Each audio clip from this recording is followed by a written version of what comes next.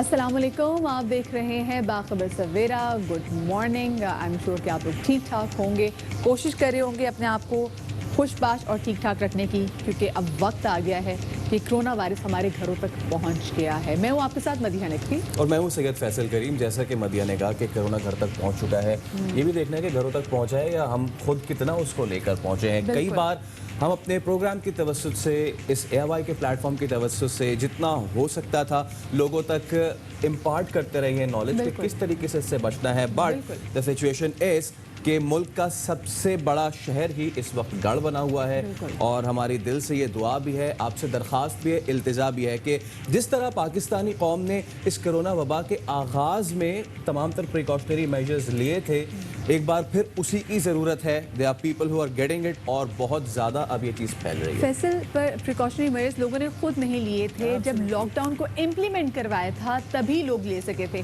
तो यहाँ पे हमारा एक लेजिस्लेशन, अब क्योंकि हमें इसके साथ रहना है तो उसके लिए कोई बहुत ही हार्ड एंड फास्ट रूल्स होने चाहिए जिस पे लोग अमल दरामद करें, और जो अमल दरामद ना करे फिर उनको पेनल्टी होनी चाहिए। बहुत सारी चीज़ें आपके साथ शेयर करने के लिए, लेकिन सबसे पहले टॉप स्टोरीज।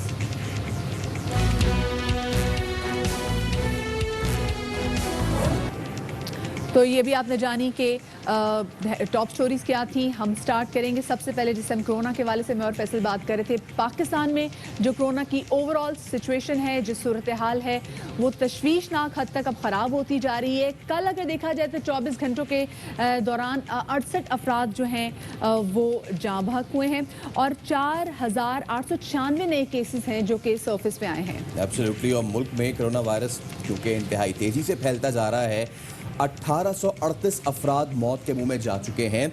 89,249 केसेस में से दर्जनों मरीज अब वेंटिलेटर पर जिंदगी और मौत की कश्मकश में है। वैसे भी वेंटिलेटर्स की कमी हमारे पास ऑलरेडी है। सिर्फ कराची शहर की बात की जाए तो यहाँ कोरोना मरीजों की तादाद 26,281, अमवात 453 हो चुकी हैं। और ऐसे में सिंध के वजीर सईद गनी कहते हैं कि हालात ज्यादा खराब हुए तो हुकूमत के पास सिर्फ कर्फ्यू का ऑप्शन होगा। उनका क्या कहना था, आपको सुनवाते हैं। जो इस वक्त सूरत लग रही है वो उसी तरफ जा रही है जिसका हमें खदशा था। अब हॉस्पिटल्स में जगहें बहुत कम रह गई हैं, अगर रह गई हैं तो बहुत कम रह गई हैं, और रोज़ाना की बुनियाद पर जिस तेज़ रफ्तारी से केसेस भी बढ़ रहे हैं और हलाकतें भी हो रही हैं, इससे नज़र ये आ रहा है कि आइंदा आकर शायद आने वाले दिनों में सूरत मज़ीद ख़राब हो सकती है।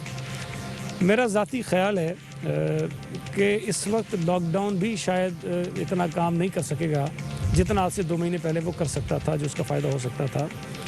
अब अगर बहुत ज़्यादा हालत ख़राब होती है, खुदा न खास्ता, तो शायद एक ही ऑप्शन बचेगा हुकूमत के पास और वो है कर्फ्यू का, और वो लगाना शायद किसी के बस में नहीं है। तो सिंध हुकूमत क्या सोच रही है इस पस मंज़र में, क्योंकि कल जो कह रहे थे कि ना करो वो आज कर नहीं जा रहे। देखिए, हमारे साथ तो बहुत सारे मसाइल हैं ना। हमारे लिए वफाकी हुकूमत के जो फ़ैसले थे वो मुश्किलात पैदा कर रहे थे, हमारे लिए पंजाब हुकूमत के फ़ैसले मुश्किलात पैदा कर रहे थे।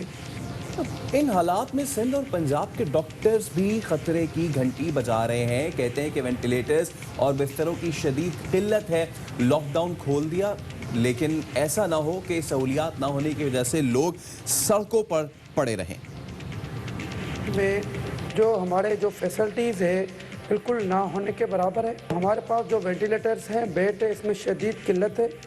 बिल्कुल 90% हमारे पास ऑक्यूपाइड हैं। हमारे जो डिस्ट्रिक्ट के पेरिफेरी हॉस्पिटल में वहाँ बिल्कुल फैसिलिटी ज़ीरो है। डॉक्टर्स काम कर रहे हैं, उनको वहाँ पेरिफेरीज में कोई प्रॉपर PPEs नहीं दी गई, कोई SOPs नहीं बनाई गई। यहाँ लॉकडाउन खोला गया है, ट्रांसपोर्ट खोली गई हैं, शहरी मरकज़ खोले गए हैं। ये हम चाहते हैं कि इस पे गवर्नमेंट वफाकी व सूबाई मिलके कोई रायमल बनाए, क्योंकि बाद में रोने से पहले कि हम पहले हमारी आवाम पहले रोले बेहतर है। बाद में हमारे पास इतनी आसाइशें ना होने की वजह से हमारे लोग रोडों में पड़े रहेंगे। वो जो कि हमें ICU और हाई डिपेंडेंसी यूनिट के अंदर चाहिए, वहाँ पे शॉर्टेज जो है आ रही है, और हम देख रहे हैं कि आने वाले चंद दिनों के अंदर हो सकता है कि ये ज्यादा सूरत हाल गंभीर हो जाए। पता तो करें किसी से भी कि पंजाब के अंदर टोटल एनेस्थेटिस्ट कितने हैं, या उनके साथ जो लोग अटैच्ड हैं वो कितने हैं जो कि इन मशीनों को रन आउट भी कर सकते हैं, चला सकते हैं। और फैसल, हम बार बार देख रहे हैं कि जो हमारे डॉक्टर्स हैं वो मीडिया पर आके बात करने मजबूर हो गए। फिर ख़वातीन डॉक्टर्स भी आ गए, उन्होंने भी आके एक तरह से आवाम के सामने हाथ जोड़ लिए कि खुदारा आप ख्याल रखें क्योंकि केसेस बढ़ते जाएंगे। डॉक्टरों की बड़ी तादाद जो है मुतासर हो रही है इसमें, और जहाँ बख्त भी हो रहे हैं, शहीद भी हो रहे हैं। तो अगर डॉक्टर्स को कुछ हो गया तो फिर कोरोना के मरीजों को कौन संभालेगा? And paramedics as well, Yes, वो भी exactly, आके बिल्कुल। प्रेस कॉन्फ्रेंस कर चुके हैं और कई बार वो गुजारिश कर चुके हैं अब दस्त बदस्ता कि आप खुदा के वास्ते अपनी पॉलिसीज़ पर नज़र-ए-सानी करें। और नज़र-ए-सानी होनी चाहिए थी क्योंकि जब लोगों को समझाया जा रहा था, उनकी समझ नहीं आ रहा था, उनके प्रेशर पे ही हुकूमत की जानिब से रमज़ान मुबारक और ईद के मौके पर होने वाले लॉकडाउन में नरमी पर मार्केट्स और अवामी मकामात पर SOPs कहा गया था कि हम फॉलो करेंगे, लेकिन हुआ उसके बरक्स। मुसलसल खिलाफ वर्जी हो रही है। इसके बाद कोरोना वायरस से मुतासर अफराद की तादाद में तशवीशनाक हद तक इजाफा देखने में आ रहा है। होना था ये बिल्कुल, और इस सूरत हाल के पेश नज़र अब हुकूमत ने भी एक्शन लेना शुरू कर दिया है। गुज़िश्ता रोज़ की अगर हम बात करें तो गुज़िश्ता रोज़ पंजाब के बड़े शहरों लाहौर, फैसलाबाद, गुजरांवाला, रावलपिंडी और ओकाड़ा में मुताद्दिद दुकानें और जो मार्केट थी उनको सील कर दिया गया। मुख्तलिफ शहरों में मास्क ना पहनने पर ड्राइवर्स और मुसाफिरों के खिलाफ भी कार्रवाई देखने में आई। पेशावर की अगर हम बात करें तो पेशावर में भी SOPs की खिलाफ वर्जी करने पर कई मार्केट्स जो थी वो सील कर दी गई। वज़ीर आज़म इमरान खान के मुआविन ख़ुसूसी शहबाज गिल ने कल एक ट्वीट भी किया और इस ट्वीट में कहा कि पूरे मुल्क में खुलने वाली कई बड़ी मार्केट्स आज बंद हो जाएंगी। इसी तरह पंजाब के सूबाई वज़ीर मियां असलम कहते हैं कि ताजिर बरादरी को SOPs का पाबंद कर दिया है। पंजाब की ताजर तंजीमों के साथ एक इजलास हुआ। आपके बाज़ार हैं उनके अंदर SOPs की इम्प्लीमेंटेशन का फुकदान है। कल से तमाम बाज़ारों के अंदर सरप्राइज विजिट करके उन तमाम SOPs को देखा जाएगा। तमाम ताजर तंजीमों ने मुतफिका तौर पर हमारे साथ एग्री किया है, अगर किसी बाज़ार के अंदर भी वायलेशन पाई गई पूरे बाज़ार को बंद किया जाएगा। जिस मार्केट को बंद किया गया उसके लिए कोई टाइम पीरियड नहीं है। टाइमिंग जो है दुकानों की वो सुबह 9 बजे से लेकर शाम 7 बजे तक है। हफ्ता इतवार छुट्टी है। अगर दुकानदारों ने अपना मस्बत रवैया ना दिखाया तो फिर वो कंप्लीट लॉकडाउन की तरफ जाएंगे। तो हमने देखा फैसल बहुत सारी मार्केट्स सील कर दी गई हैं और अभी मार्केट्स की क्या सूरत हाल है डिफरेंट शहरों में, इस हवाले से बात करेंगे। कराची से हमें ज्वाइन करेंगे हमारे रिपोर्टर हिना दीदार, लाहौर से हमें ज्वाइन करेंगे हमारे नुमाइंदे अलमास खान, और साथ में पेशावर से हमारे साथ मौजूद हैं अदनान तारिक, और रावलपिंडी से बाबर मलिक हमें ज्वाइन करेंगे कि रावलपिंडी में क्या सूरत हाल है। सबसे पहले हम फैसल लाहौर से शुरू करें। श्योर, लाहौर से भी हम जाएंगे, लेकिन पहले कराची का रुख करते हैं। हिना हमारे साथ मौजूद है। हिना, पूरे रमज़ान भी हम बात करते रहे आपसे और अब रमज़ान के बाद भी आपने कुछ फ़र्क पाया? क्या रमज़ान में SOPs पर बहुत ज़्यादा अमल हो रहा था, और अगर नहीं हुआ तो क्या लोग अब सुधरे हैं? तो ताजिर ओहदेदारान हैं, क्या वो अब इस चीज़ पे अमल कर रहे हैं, या अभी भी ढाक के 3 पात वही सिचुएशन है कि कोई SOPs को फॉलो नहीं किया जा रहा? बिल्कुल फ़र्क तो ये नज़र आ रहा है कि रमज़ान के वक्त जो ताजिर बरादरी थी वो स्ट्रिक्टली SOPs को फॉलो करने की पूरी कोशिश कर रही थी, लेकिन जिस तरह ईद के बाद हम सूरत हाल देख रहे हैं, इस वक्त मैं ज़ैनब मार्केट में मौजूद हूँ। आज जुम्मे का रोज़ है। जुम्मे का रोज़ वैसे भी मार्केट्स काफ़ी देर से खुल रही हैं और इस वक्त चंद ही मार्केट यहाँ पर खुली हैं और ख़रीदारों का बिल्कुल रश हमें नज़र नहीं आ रहा है। लेकिन SOPs जो यूजुअली हम ईद के बाद हम ऑब्ज़र्व कर रहे हैं मार्केट्स में, ख़रीदारों का रश तो कम है, लेकिन दुकानदारों की जानिब से काफ़ी नॉन सीरियसनेस जो है दिखाई दिया जा रहा है। मास्क और SOPs के लिए जो हम सैनिटाइज़र और जो ग्लव्स का इस्तेमाल की हम बात कर रहे हैं वो हमें बिल्कुल भी नज़र नहीं आ रहा। मार्केट्स किसी हद तक, क्योंकि लोगों का रश कम है, वहाँ तक तो कुछ हद तक कंट्रोल्ड नज़र आ रहे हैं, लेकिन ऐसी ही नॉर्मली हम बात करें रोड पर या दीगर प्लेसेस पर, बसेस पर, क्योंकि बसेस जो है वो चलना शुरू हो गई हैं, तो वहाँ पर हम देख रहे हैं कि शहरी समेत दुकानदार, ड्राइवर और कंडक्टर जो हैं वो काफ़ी गैर जिम्मेदाराना रवैया दिखा रहे हैं, मास्क नहीं पहन रहे हैं, SOPs की खिलाफ वर्जी की जा रही है, क्योंकि कराची में स्मार्ट लॉकडाउन है और यही हिदायत की गई है कि मार्केट 7 बजे तक खुले रहेंगी। लेकिन ईद से पहले हम देख रहे थे ट्रैफिक पुलिस और पुलिस एहलकार सड़कों पर जो है वो गाड़ियों को रोककर, लोगों को रोककर ये समझाने की कोशिश कर रहे थे कि SOPs को फॉलो करें, मास्क पहने, क्योंकि हम चाइना से भी केसेस में आगे आ गए हैं और जो सिचुएशन है बहुत खराब हो रही है। बात हुई फिर हमने देखा कि कल किस तरह से ट्रांसपोर्ट जब दोबारा से शुरू की गई थी तो वहाँ कितनी SOPs की खिलाफवर्जी की जा रही थी। पेशावर का रुख करते हैं हमारे नुमाइंदे अदनान तारिक हमारे साथ मौजूद है। अदनान, मुझे बताएगा कि मार्केट्स में क्या सूरत हाल है? हुजूम थोड़ा सा कम हुआ, लोगों में खौफ आया है कि अब इतने लोग मरने लगे कोरोना वायरस की वजह से? जी बिल्कुल, खैबर पख्तूनख्वा में जो है कोरोना वायरस तेज़ी से फैल रहा है, लेकिन अवाम में जो है वो खौफ की फ़िज़ा अभी तक से जो है वो नहीं आई है। लोगों ने अभी तक कोरोना वायरस को सीरियस ही नहीं लिया। गुज़िश्ता 48 घंटों में पेशावर की बात की जाए तो पेशावर इंतज़ामिया ने बड़ी तेज़ी फुर्ती दिखाई। पुलिस इंतज़ामिया ने जो है बड़े ऑपरेशन किए। पेशावर यूनिवर्सिटी रोड पर, हयाताबाद में, कैंट में मुख्तलिफ प्लाज़ों को सील किया। ताजरों को जो है नोटिस जारी किए। मास्क ना पहनने पर 385 अफराद को जुर्माना भी किया। लेकिन इसके साथ साथ मजमूई तौर पर देखा जाए जो गुज़िश्ता 24 घंटों के दौरान इस वायरस में पेशावर में काफ़ी केसेस जो है वो भी देखने में आए। पूरे सूबे की बात की जाए तो सबसे पहला केस जो है वो इस वायरस का मर्दान मंगा के इलाके से आया था। मजमूई तौर पर देखा जाए तो मर्दान में इंतजामिया और पुलिस ने बेहतर इकदाम किए और अब तक 2000 से ज़ायद लोगों को जो है वो जुर्माने किया। तो इसलिए पूरे सूबे में बात की जाए तो पेशावर और मर्दान की सूरत हाल काफ़ी बेहतर है। ताहम मजमूई तौर पर लोगों में अभी तक जो है इस वायरस के हवाले से जो है वो खौफ नहीं है। मैं अभी आपको बताऊँगा, मेरा कैमरामैन वाहिद खान आपको दिखाए कि ये पीछे ये जगह आप देखें, आज जुम्मे का दिन है और यहाँ पर परिंदों की मंडी लगी हुई है और परिंदों की मंडी पर रश देखे, हजूम देखे। इंतजामिया के दफ्तर के सामने जो है मेन पेशावर के शाहराह के ऊपर इतने बड़े हजूम जो है। अच्छा, ये इंतजामिया के दफ्तर के सामने इतना बड़ा रश लगा हुआ है, इंतजामिया का कोई बंदा नहीं है यहाँ पे सूरत हाल को कंट्रोल करने के लिए या इससे उस पर अमल दरामद कराने के लिए?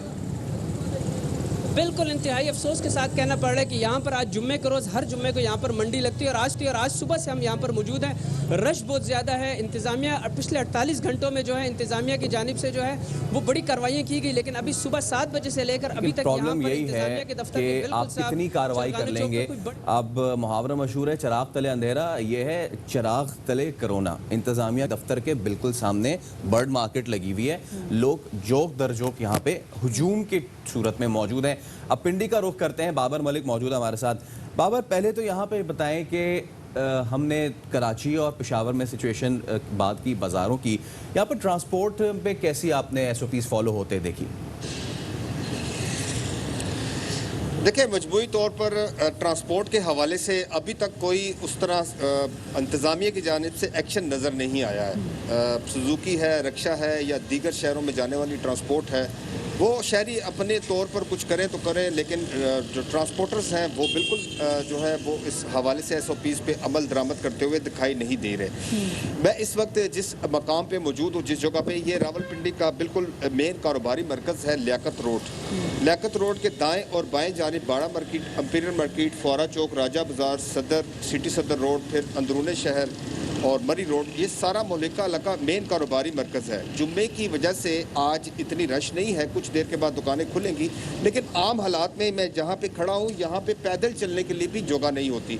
SOPs की खिलाफ वर्जी पर गुज़िश्ता रोज़ हुकूमत की जानिब से जब अंदिया दिया गया कि वो बड़ी मार्केटें और कारोबारी मराकज़ बंद करेंगे, तो ज़िले इंतज़ामिया हरकत में आई और डिप्टी कमिश्नर की जानिब से एक्शन लिया गया। लेकिन वो भी पोश इलाकों में, जहाँ पे बड़े बड़े मॉल्स हैं, वहाँ पे जाके नो मास्क नो सर्विस, वो बिल्कुल उसके ऊपर अमल दरामद कर रहे हैं। लेकिन अगर इन बाज़ारों का या इन कारोबारी मरकज़ का जिक्र किया जाए तो यहाँ बिल्कुल भी SOPs की अमल दरामद होते हुए दिखाई नहीं दे रहा। जो दूसरे कारोबारी जो इलाके हैं वहाँ पे लोग SOPs को फॉलो नहीं कर रहे। हम लाहौर का रुख करेंगे, अल्मास खान से जानेंगे। अल्मास से बताया कि कल बड़ी तादाद में दुकानों को सील किया गया है। अभी आज की मार्केट की सूरत हाल क्या देख रहे हैं? रश थोड़ा बहुत कम हुआ, मार्केट्स खुलना शुरू हो गई होंगी, SOPs पे लोग अमल कर रहे हैं? जी हाँ, पहले तो मैं ये बता दूं कि मैं यहाँ पे लारी अड्डे पे हूँ, लेकिन जो लाहौर में मार्केट्स की सूरत हाल है, वो मार्केट्स की सूरत हाल तो कल जितने भी ताजर नुमाइंदे थे उनसे जो मिनिस्टर साहबान थी उनकी एक लंबी गुफ्तगू, एक लंबा सेशन हुआ, जिसके बाद ये उनके दरमियान तय हुआ था कि आज से जुम्मा के रोज़ से जो भी दुकानदार जिस मार्केट में SOPs की खिलाफ वर्जी करता हुआ नज़र आएगा, वो सिर्फ एक दुकान बंद नहीं होगी, पूरी की पूरी मार्केट को बंद कर दिया जाएगा। इसका मतलब ये है कि तमाम दुकानदार एक दूसरे का ख्याल करेंगे और उनको SOPs पर अमल करने पर मजबूर करेंगे। और इसके अलावा जो हुकूमत ने एक धमकी नुमा एक मैसेज उन्हें दिया है, वो ये है कि अगर वो नहीं करेंगे तो मुकम्मल लॉकडाउन हो जाएगा, यानी पहले ही 5 दिन, हफ्ते में 5 दिन उनका कारोबार होगा तो फिर 5 दिन भी कारोबार नहीं रहेगा, ये उन्हें धमकी दी गई है।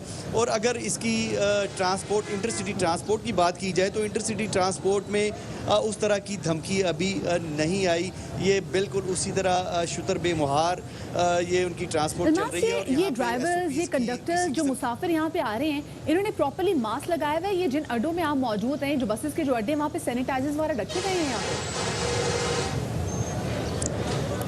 एक तो जो यहाँ पे एक मास्क बेचने वाला जो एक सिलसिला है वो उनका यकीनन थोड़ा सा कारोबार है, लेकिन ड्राइवर और कंडक्टर तो शायद मास्क पहने हुए हैं, लेकिन जो आवाम है, अवाम शायद इस पर अमल करती नज़र नहीं आ रही। और उनका कारोबार है ड्राइवर कंडक्टर का, उन्होंने तो अपनी सवारियां भरनी हैं। सवारियां जब भर जाती हैं तो उसी तरह सीट बाय सीट जा रहे हैं।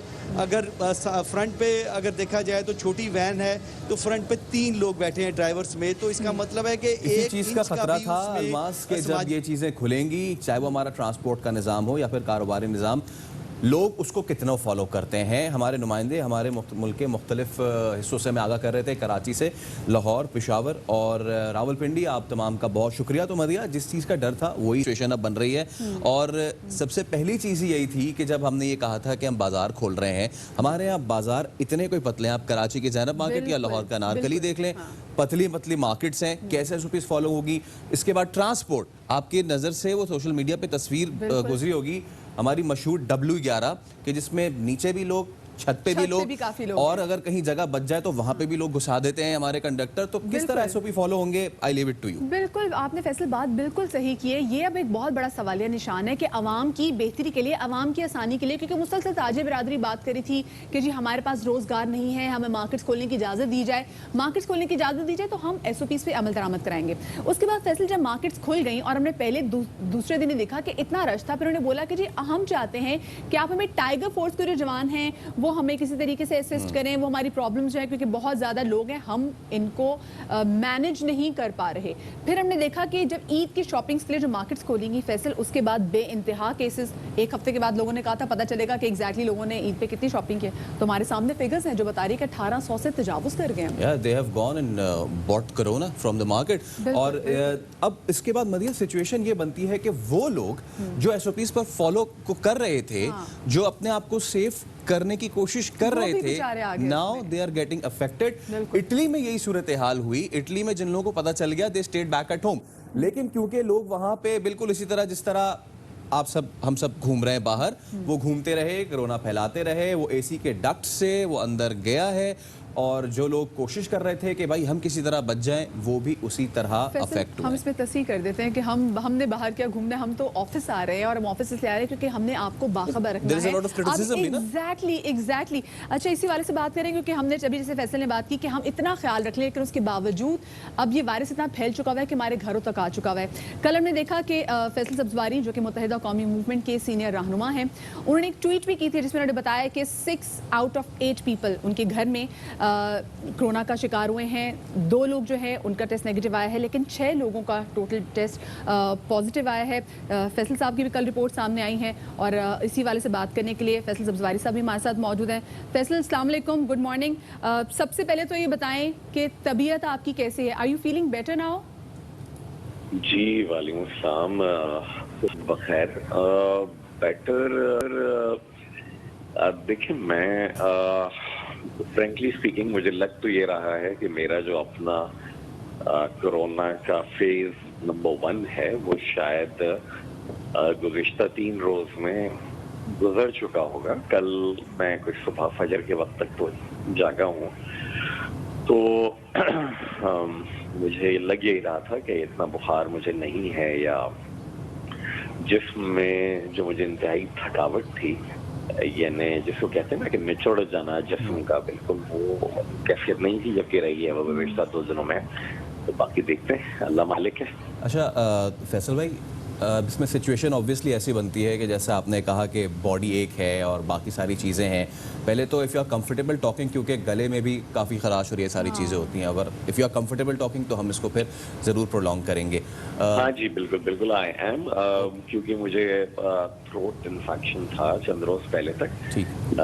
और मैं सिर्फ पैनाडोल ही ले रहा था, लेकिन अब कल से मैंने बाकायदा वो डोजेज लेना शुरू कर दी है जो बाकायदा कंसल्टेंट्स कन्विंस्ड हैं बाज़ दवाओं के ऊपर कि आप ये दवाएं आप ले लें।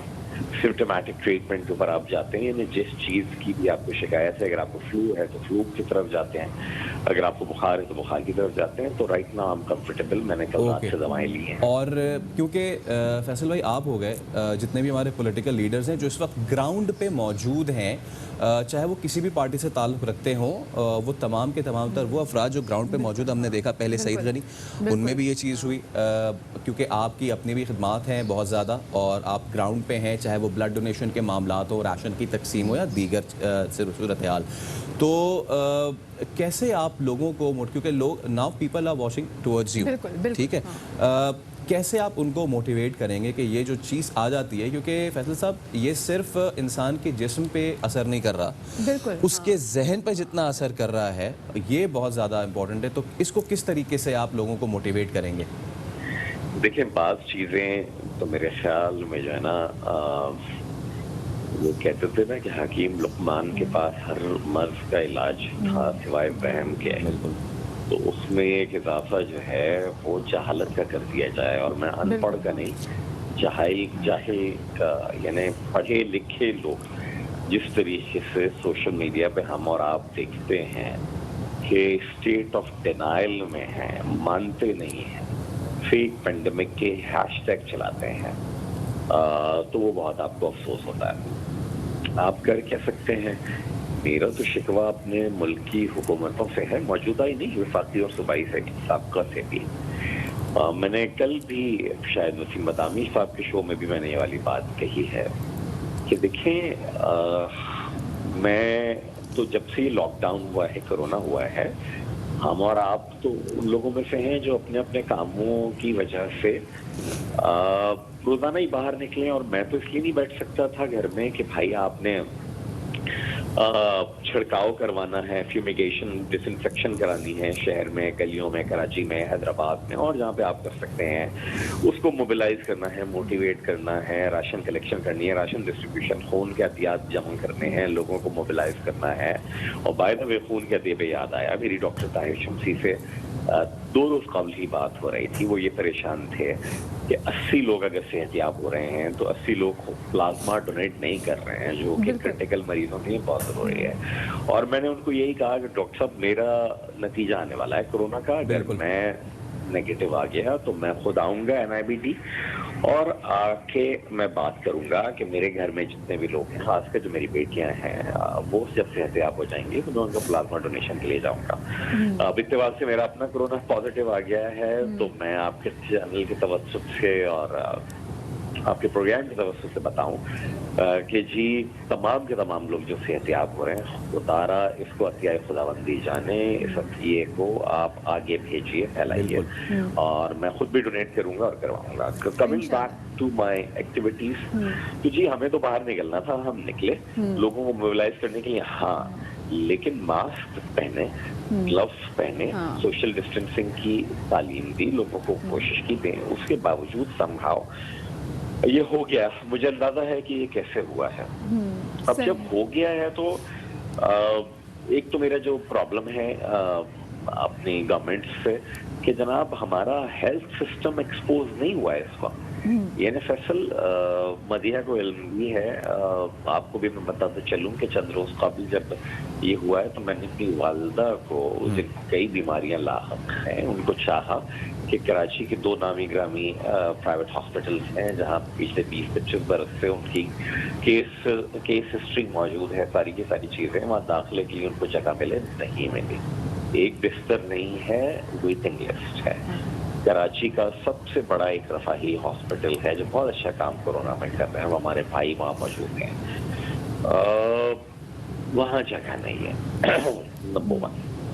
कल हाँ प्रेसिडेंट साहब का शुक्रिया, वज़ीर आला साहब का शुक्रिया, दे कॉल्ड मी और उन्होंने कहा कि अगर जरूरत है तो वो बात कर सकते हैं। लेकिन मसला ये है कि हर फर्द के लिए तो शायद प्रेसिडेंट साहब और वज़ीर आला साहब या फैसल करीम साहब या मदिया साहिबा या फैसल सब्ज़वारी दस्तयाब नहीं होंगे, सिस्टम नहीं है। तो मेरा और आपके मुल्क का हेल्थ का सिस्टम एक्सपोज नहीं हुआ है, मेरे और आपकी प्रायोरिटीज एक्सपोज हुई है 70 साल। बिल्कुल बिल्कुल फैसल, बस हम आपको ज़्यादा बोलने भी नहीं देंगे क्योंकि you matter a lot to us, specially me. अपना बहुत सारा ख्याल रखेगा जी। फैसल सब्ज़वारी साहब हमारे साथ मौजूद थे। ही इज़ मतलब कल जब ने इनको वसीम बदाम के शो में तो उनकी आवाज़ की जो पिच थी, टोन थी, वो बिल्कुल डिफरेंट थी। आज क्योंकि अगर वो कह रहे हैं कि मैं फेज़ 2 में आ गया हूँ तो उनकी आवाज़ की जो पिच और टोन एग्जैक्टली बिल्कुल काफ़ी डिफरेंट होती जा रही है। और ये यकीनन ना सिर्फ उनके लिए, मरीज़ों के लिए फैसल, बल्कि जो कोरोना वायरस को कॉन्ट्रैक्ट कर रहे हैं, जो उनकी फैमिली है, उनके लिए ये काफ़ी ज़्यादा डिप्रेस टाइम है। कल बहुत सारे लोग, जब फैसल ने ट्वीट भी की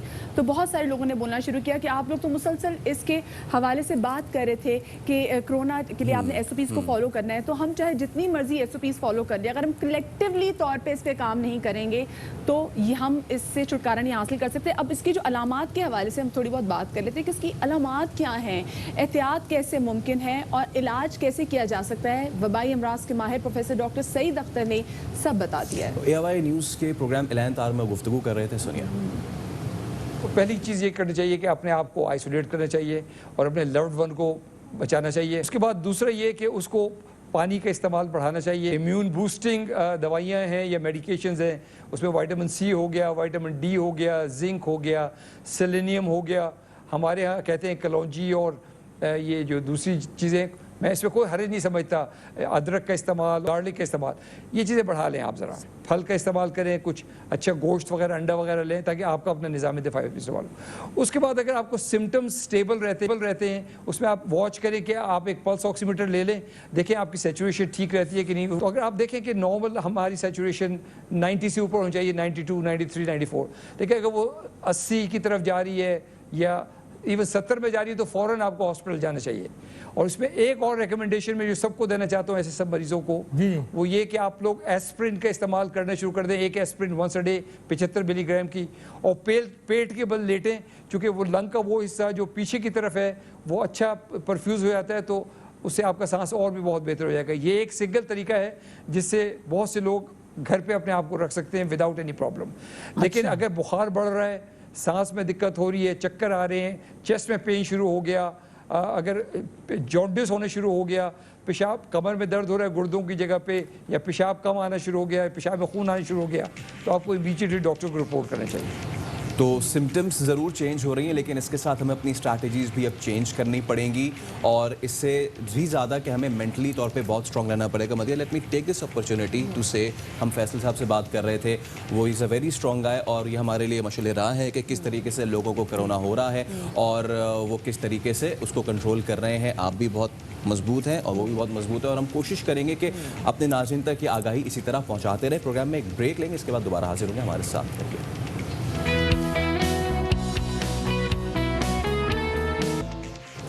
वेलकम बैक। और हम इससे पहले बात कर रहे थे कि कोरोना किस तरह फैल रहा है, लेकिन लोग जो हैं वो कोशिश कर रहे हैं कि जी अपना कारोबार खोलें और सारी चीज़ें। अब स्कूल्स जो मैनेजमेंट है वो भी कोशिश कर रही है मदिया कि अब जब सारी चीज़ें खुल रही हैं तो फिर स्कूल भी खोला जाए। बिल्कुल Faisal, private school association committee ने स्कूल्स 3 मरहलों में 15 जून से खोलने का ऐलान कर दिया है और साथ में वालिदैन को भी यही बताया जा रहा है, जबकि सिंध हुकूमत किसी सूरत स्कूल खोलने के हक में नहीं है। वज़ीर तालीम सिंध सईद ख़ानी ने ये वाज़े किया है कि जब तक हालात बेहतर नहीं होते स्कूल नहीं खोले जाएंगे और अगर किसी ने अहकामात की खिलाफ वर्जी की तो ऑर्डिनेंस के तहत कार्रवाई होगी। एब्सोल्युटली। सूबाई वज़ीर का ये भी कहना था कि वालिदैन को फ़ीस जमा करने के लिए इसलिए कहा है कि असातिज़ा को तनख्वाहें भी देनी है, वो भी अदा की जा सकें। लेकिन दूसरी जानिब प्राइवेट स्कूल्स एक्शन कमेटी का मौक़िफ़ है कि स्कूल्स बंद रखने से ना सिर्फ करोड़ों तलबा मुतासर हो रहे हैं, असातिज़ा हैं, क्लर्क क्लर्क्स हैं, स्कूल वैन ड्राइवर्स हैं, बुक सेलर्स हैं, स्टेशनरीज पे जो लोग बैठते हैं दुकानों पे वो हैं, और बहुत सारा अमला है ऑब्वियसली वो बेरोजगार है, फाका कशी पर मजबूर है। तो इसी पे हम बात करेंगे। हमारे साथ private schools management association Sindh के मरकजी चेयरमैन सैयद तारिक शाह साहब मौजूद हैं। तारिक साहब, बहुत शुक्रिया, आप वक्त दे रहे हैं हमें। बहुत ही आम मामला है ये बच्चों का लैप्स और एजुकेशन का, बट 15 मई से स्कूल खोलने के ऐलान के बारे में ज़रा बताइए। सिंध हुकूमत तो आपको इजाज़त नहीं दे रही है, तो कैसे आप इसको इम्प्लीमेंट करेंगे? ठीक है, बहुत बहुत शुक्रिया। देखिए, इसमें दो एस्पेक्ट्स हैं। देखिए, स्कूल खोलने से हमारा मकसद ये नहीं होता कि पहले दिन से हम बच्चों को बुला लें। देखिए, बिल्कुल ये बात सही है कि with the passage of time जैसे केसेस बढ़ रहे हैं तो खतरा भी बढ़ रहा है। पहले शायद इतना खतरा नहीं था, जितनी तेजी से अब स्प्रेड हो रहा है तो खतरा बढ़ रहा है। लेकिन देखिए, हमें जब सारी चीजें एसओपीज के साथ खोलने की इजाजत दे दी गई है, इवन जो आपने कल खुद भी देखा होगा कि जो गाय मंडी, बकरा मंडी है, उसकी भी इजाजत दे दी गई है, तो वहाँ सिर्फ जानवर तो नहीं होते, लोग भी होंगे। सर, आप स्कूल को गाय मंडी बकरे मंडी से तो आप नहीं कंपेयर कर सकते। तारिक साहब, थोड़ा सा बता रहा हूँ कि हमने जो इजाजत मांगी है स्कूल खोलने की, वो सिर्फ इसलिए मांगी है कि हम टीचिंग स्टाफ को, एडमिन स्टाफ को स्कूल बुला सकें, और अगर कोई स्कूल ऑनलाइन टीचिंग की तैयारी करना चाह रहा है या असाइनमेंट बेस्ड बच्चों की कोई घर पे कोई कोर्स देना चाह रहा है तो वो किया जा सके। गवर्नमेंट सिंध ने अनाउंस किया कि बच्चों को प्रमोट कर दिया जाए, तो प्रमोट सिर्फ कहने से नहीं होता, हमें उसके पीछे एक्सरसाइज होती है कि टीचर्स को बुला के रिजल्ट बनाना पड़ेगा। तो इन सब चीजों के लिए हम बच्चों को अभी फिलहाल नहीं कह के आए, हम टीचर्स को आने की इजाजत मांग रहे थे। लेकिन टीचर्स की जिंदगियां भी उतनी मेहनत करती हैं। शाह साहब, रिजल्ट कंपाइल करें, नए साल का कोई एकेडमिक बनाना है, ऑनलाइन की टीचिंग करनी है। शाह साहब, किसके रिजल्ट आपने कंपाइल करने हैं? जब बगैर रिजल्ट के अगली क्लास में प्रमोट कर दिए, फिर आपने कौन से रिजल्ट कंपाइल करने हैं? देखिए, उसके लिए कोई डॉक्यूमेंट्री प्रूफ बच्चों को तो देना होता है ना, या फिर हम मैसेज करते हैं कि यू हैव बीन प्रमोटेड। और दूसरी बात ये है कि हम वो भी चाहते हैं कि बच्चों की टीचिंग जो है वो जारी रहे, चाहे ऑनलाइन बेस्ड रहे या घरों पे हम असाइनमेंट भिजवा दें, वर्कशीट, डॉक्यूमेंट्स क्या बनाने हैं? लाइक मार्कशीट बनानी है, आपको रिपोर्ट कार्ड बनानी है। जब ऑनलाइन क्लासेस चल रही हैं, व्हाट्सएप पे रिजल्ट भेज दें। नहीं, ऑनलाइन व्हाट्सएप पे भेज देंगे हम रिजल्ट, लेकिन क्लासेस कैसे कंडक्ट करें? देखिए, हर स्कूल बहुत हाईफाई टेक नहीं होता और हर पेरेंट हाईफाई टेक फ्रेंडली नहीं होता, तो हमें बीच में एक, जैसे कहते हैं ना, एक मीडियोकर एक अप्रोच हमें लानी पड़ेगी कि हम बच्चों को अगर व्हाट्सएप पे वीडियोज ही भेजेंगे तो टीचर्स को स्कूल में व्हाइट बोर्ड अवेलेबल करना होता है, वहां से वीडियोज बनानी होती है। जो भी मेथड स्कूल अपनाना चाहे बच्चों को पढ़ाने के लिए, वो करने के लिए टीचर्स को अगर इजाजत दी जाए, जो कि गवर्नमेंट ऑफ सिंध ने सुना भी। और परसों जो स्टीयरिंग कमेटी की मीटिंग हुई उसके अंदर टीचर्स को विद एसओपी बुलाने की इजाजत दे दी गई।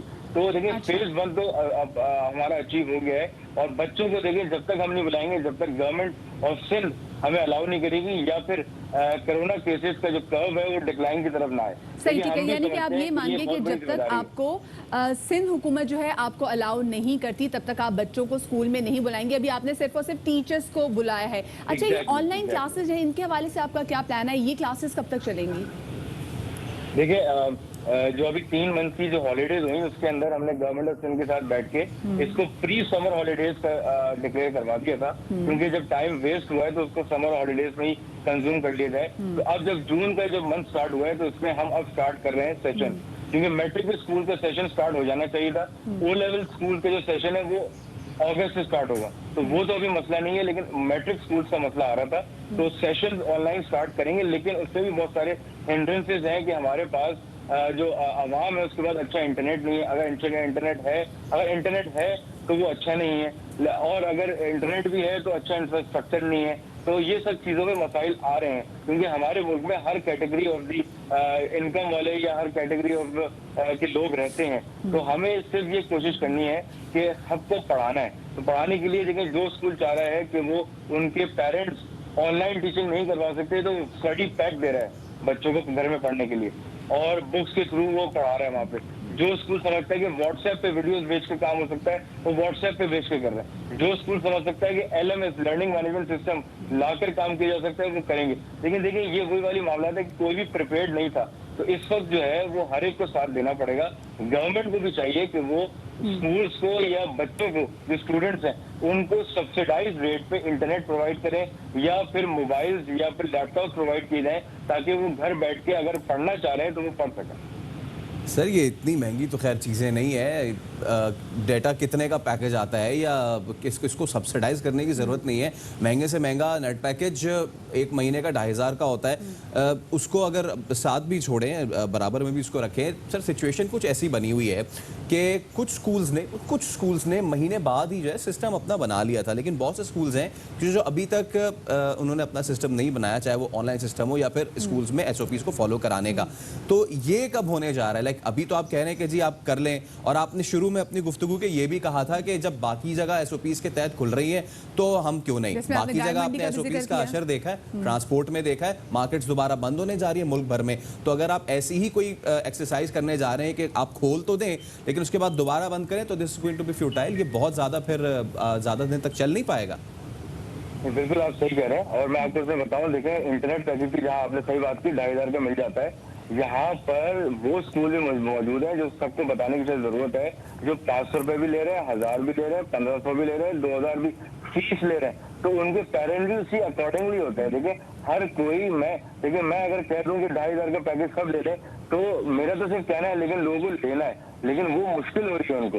मैं उनकी नुमाइंदगी करते हुए, पेरेंट्स की नुमाइंदगी करते हुए आपसे ही कह रहा हूँ, क्योंकि ये सब इंफ्रास्ट्रक्चर गवर्नमेंट को भी सोचना पड़ेगा कि कुछ ना कुछ प्रोवाइड किया जाए।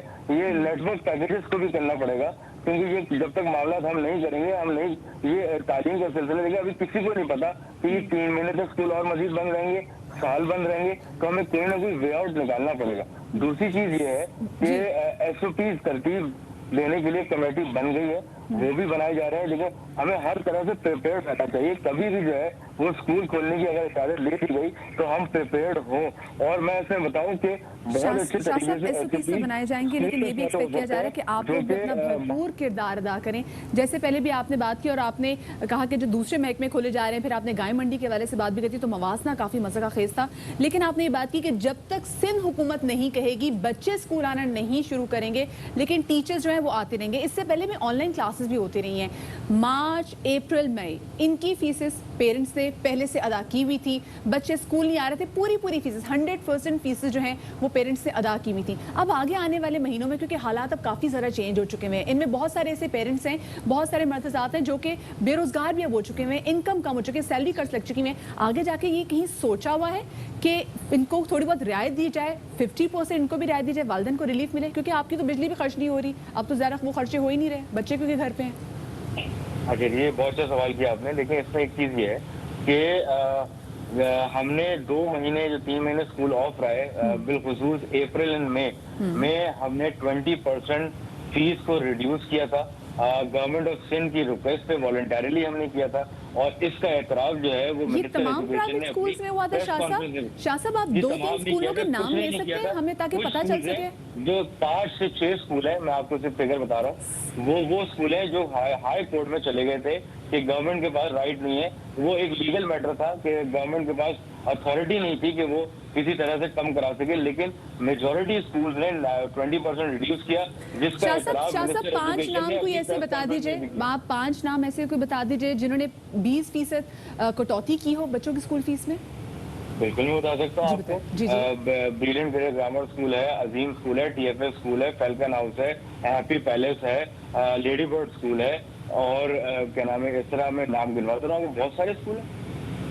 चले, लेकिन जो बड़े स्कूल्स हैं, इनमें से कोई जो सैकड़ों जिनकी ब्रांचेस हैं स्कूल में, वो इनमें शामिल हैं। 20% रिड्यूस किया है, लेकिन उसके बावजूद उन्होंने बच्चों से O लेवल्स और A लेवल्स के इम्तिहानात के पैसे बिल्कुल नहीं है, जो कि कैम्ब्रिज ने मना कर दिया है कि वो कोविड-19 की वजह से नहीं पेपर ले रहे। बहुत शुक्रिया जी, सैयद हमारे साथ मौजूद थे। एक चीज़ लेकिन एटलीस्ट फैसल ये देख लिया कि इन्होंने ये कह दिया कि हम जब तक सिंध हुकूमत इजाज़त नहीं देती हम बच्चों को स्कूल पे नहीं बुलाएंगे। इससे पहले हमने देखा काशिर साहब भी जब हमारे शो में आए, वो मुसलसल कह रहे थे नहीं जी, जब बाकी सब चीज़ें खोल दी हैं तो बच्चों को भी अब हम प्रॉपर SOPs पे अमल दरामद करेंगे, बच्चों को स्कूल भेजें। बट फाइनली दे रियलाइज्ड कि अभी वो टाइम नहीं, it's not the right time. I hope कि दे रियलाइज, क्योंकि जिन्होंने रियलाइज किया है वो कौमें कैसी होती है आपको बताते हैं। शुमाली कोरिया शहर है प्यांगयांग, यहाँ पर लॉकडाउन के खात्मा के बाद अब स्कूल जो खुले हैं तो आप देख सकते हैं तमाम तर बच्चे सर्जिकल मास्क पहन के एंटर हो रहे हैं और इनका टेम्परेचर चेक किया जा रहा है, बच्चे फिर हाथ भी धो रहे हैं, सोशल डिस्टेंसिंग भी कर रहे हैं। और मतलब इन अक़वाम में ये है बिकॉज बच्चे अपना जो दिन का लंच है वो भी एक ग्रुप सर्व करता है, एक ग्रुप लेता है, फिर दूसरा ग्रुप उनके जो बर्तन है वो वॉश आउट करते हैं। तो ये उनमें ऑलरेडी चीज़ है, यहाँ पे चीज़ हो सकती है। क्या यहाँ हो सकती है? I wonder. ये फैसल अब क्योंकि हमने इस वबा के साथ रहना है तो एक चीज़ आप अभी से अपने बच्चों की आदत में ऐड कर लें, वो ये है कि अपने बच्चों को तरबियत दें कि कितना ज़्यादा ज़रूरी है सोशल डिस्टेंस को मेंटेन रखना।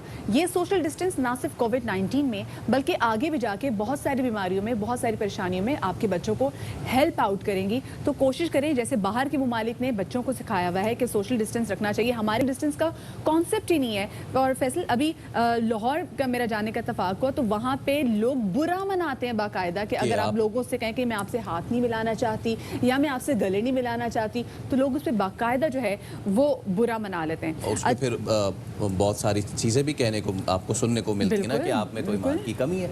आपने लाहौर की बात की है तो हम इस वक्त यही कोशिश कर रहे हैं सोचने की कि चीज़ें बंद हो रही हैं, खुल रही हैं। तो एक जानिब चीज़ें बंद हो रही हैं, दूसरी जानिब पार्क्स खुल रहे हैं, लॉकडाउन में नरमी है। ऐसे में पंजाब हुकूमत ने यह फैसला किया है कि शहर लाहौर के छोटे बड़े पार्क्स में शहरियों को सैर की इजाज़त दी गई है और 2 माह 15 रोज़ बाद आज से PHA के तमाम पार्क्स जनाब अली खोल दिए गए।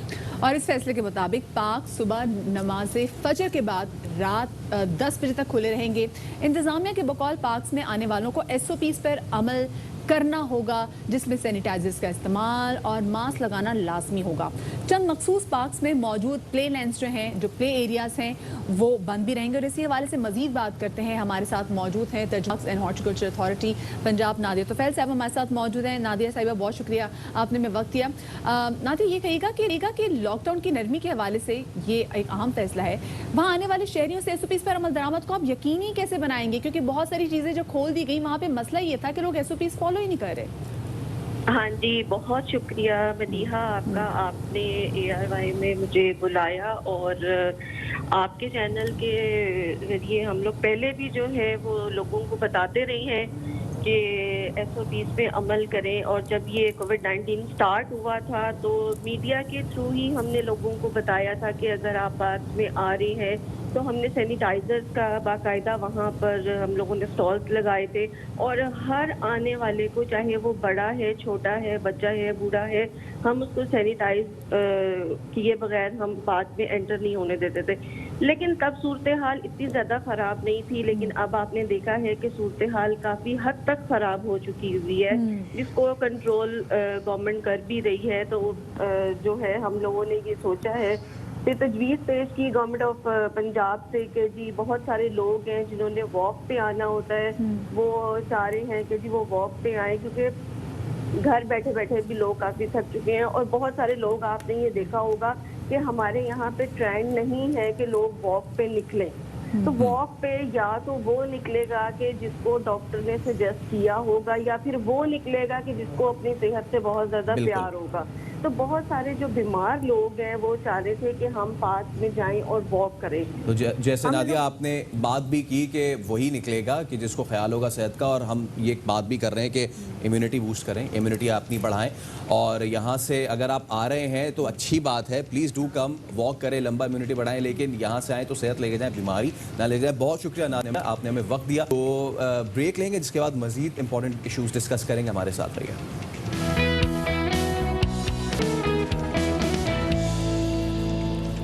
वेलकम बैक टू बाखबर सवेरा। और क्योंकि हम कोरोना की जो वबा है वो बहुत दूर दूर तक फैल गई, हमारे घरों तक आ गई। जब मेरे अपने घर से जब कुछ केसेस सामने आए तो बहुत सारे लोगों ने फैसल हमें एक चीज़ सजेस्ट की, वो ये थी कि आप सना मक्खी का जो कहवा है वो पिएं। सना मक्खी जो है वो बहुत ज़्यादा इंपॉर्टेंट है और हर जगह जिसके घर से कोई पॉजिटिव केस होता है उनको सना मक्खी के हवाले से रिकमेंड किया जाता है। तो हमने कहा कि हम क्यों ना जाने कि क्या अफादियत है सना मक्खी की और इसकी अगर तारीखी हैसियत अगर देखा जाए तो क्या हैसियत है। इसी वाले से बात करने के लिए हमारे साथ मौजूद हैं हकीम अब्दुल गफ्फार साहब, उनसे जानेंगे। अस्सलाम वालेकुम आगा साहब, वेलकम टू बाखबर सवेरा। आगा साहब, ये बताइएगा कि हर बंदा, हमें जिसके घर कोरोना के पॉजिटिव केसेस सामने आ रहे हैं उनको बार बार ये मशवरा दिया जा रहा है कि आप सना मक्खी के कहवा पिएं, सना मक्खी के बीज इस्तेमाल करें। ये क्या है सना मक्खी? सर, सना मक्की के बारे में अगर मुझसे आप सच्ची बात पूछें तो ये भेड़ चाल है। अगर मैं ईमानदारी से एक लफ्ज इस्तेमाल करूं कि पिछली 2000 साल की मालूम तारीख में किसी तबीब ने, किसी हकीम ने वाहिद दवा सना चेस्ट के मरीजों के लिए कभी नहीं लिखी होगी, ये तो तय कर लीजिए। दूसरी बात ये कि जो हदीस मुबारका है वो क्या है, वो ये है कि नबी खातिम सल्लल्लाहु अलैहि वसल्लम ने फरमाया कि हजरत अस्मा बिन्त उमैस से कि तुम किस चीज से दस्त लाती हो, उन्होंने कहा शिब्रम से। आप सल्लल्लाहु अलैहि वसल्लम ने फरमाया कि गरम और मज़े है, फिर इसके बाद हम दस्त लाने के लिए सना का इस्तेमाल करते हैं। आप सल्लल्लाहु अलैहि वसल्लम ने फरमाया कि अगर कोई चीज मौत से बचाती तो वो सना होती। ये हदीस के अल्फाज हैं। अब इन अल्फाज को तोड़ मरोड़ के जो मर्जी इस्तेमाल कर दे, लेकिन हदीस के अल्फाज सिर्फ नहीं। जहां तक सना का ताल्लुक है, सना के बारे में दो चीजें कहनी है कि यहाँ पर भी जो हवाला है हदीस पाक में वो है कब्ज का, और बुनियादी तौर पर कब्ज दूर करना या हमारे जिस्म से टॉक्सिन्स का दूर करना, ये एक ऐसा अमल है जो हमारे जिस्म के निज़ाम को टॉक्सिन से कम कर सकता है, जिस्म की टॉक्सिन्स को कम कर सकता है। लेकिन सना के बारे में ये बात कहना कि ये कोविड-19 का इलाज है, मैं समझता हूँ ये कम इल्मी पर मबनी एक जुमला है। मुझे ऐसा लगता है कि शायद हुआ ये कि इंसानी जिस्म जो है इसके सीने और पेट के दरमियान एक झिल्ली है जिसे हिजाब हाजिज कहते हैं उर्दू में और डायफ्राम कहते हैं इंग्लिश में। इसकी मूवमेंट के साथ साथ इंसान सांस लेता है। अगर इसकी मूवमेंट में कहीं प्रॉब्लम हो, चाहे वो एक हमारी आंख है जिसको हम कालून मुस्तारस कहते हैं, यानी ट्रांसवर्स कॉलन, इस ट्रांसवर्स कॉलन में अगर गैस और तमाम चीजें जमा हो तो उसकी वजह से सांस में तंगी होती है। सना लेने से ये तो मुमकिन है कि वो टॉक्सिन निकल जाए और मरीज को फर्हत महसूस हो, ये तो मुमकिन है। लेकिन किसी भी दुनिया की किसी भी स्टडी में आज तक ये बात साबित नहीं की जा सकी। अच्छा, यानी कि हकीम साहब आप बिल्कुल यही फरमा रहे हैं कि अगर गैस्ट्रिक कोई इशू हो या फिर आपको कोई कॉन्स्टिपेशन का इशू हो तो उस हवाले से तो ये अक्सीर है, लेकिन ये जो कोरोना के हवाले से क्लेम किया जा रहा है इसमें मुझे अभाम लफ्ज़ कहने दीजिए और आगे आप बता दीजिए कि अभाम है या फिर बिल्कुल भी इसका कोई यूजेज नहीं है कोरोना के हवाले से। सर, मैं इबाम के लफ्ज़ से भी और आगे जा रहा हूँ। ये कॉन्सेप्ट ही गलत है। बहुत सारे लोगों ने मुख्तलिफ सोशल मीडिया पे चीज़ें शेयर की हैं, उनमें कहीं डॉक्टर अताउर रहमान का नाम भी आ गया है। मैं आपसे अर्ज़ करूँ, डॉक्टर अताउर रहमान साहब जो हैं वो रिसर्च बेस्ड बात कर सकते हैं। वो बस में खड़े होके चूरन बेचने वाले का अंदाज उसका नहीं होता कि मैं ये करता हूँ, मैं ये चैलेंज देता हूँ, मैं ये चैलेंज देता हूँ। आई एम सॉरी, ये अंदाज जो है ना, ये रिसर्च करने वाले का होता ही नहीं। दूसरी तरफ अगर आए तो मैं आपसे अर्ज करता हूँ कि पूरी जिम्मेदारी के साथ कह रहा हूँ कि पिछले 2000 साल की तारीख में सिवाय कब्ज के सना की कोई और अफादियत साबित नहीं है। चाहे आप FDA का आज का रिकॉर्ड उठा लीजिए, चाहे पुराना उठा लीजिए, चाहे आप हदीस का हवाला ले लीजिए। सही, यानी कि बस ये वो वाली सोशल मीडिया पे एक बात द्वारा बहुत ज़रा चली हुई और उसके बाद लोगों ने भी पकड़ना शुरू कर दी कि जिस सना मक्खी में इलाज है, जो कि ऐसा नहीं है। बहुत शुक्रिया जी। आगा गफ्फार साहब हमारे साथ मौजूद, उन्होंने बता दें कि कब्ज के लिए इस्तेमाल की जाती थी लेकिन कोरोना से इसका कोई ताल्लुक नहीं। छोटी सी ब्रेक की तरफ हम जा रहे हैं, हमारे साथ रहिएगा।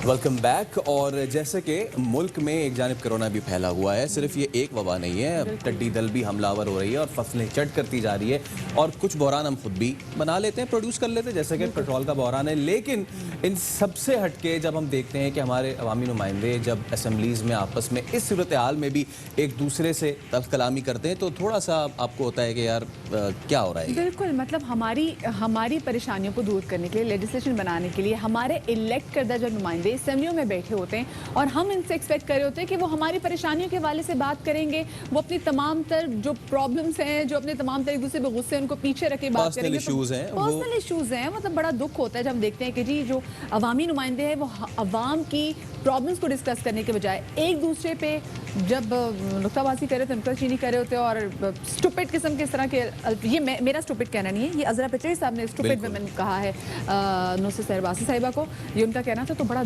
दुख होता, बड़ा इस हवाले से हम मुफस्सिल गुफ्तगू करेंगे। पहले टॉप स्टोरीज।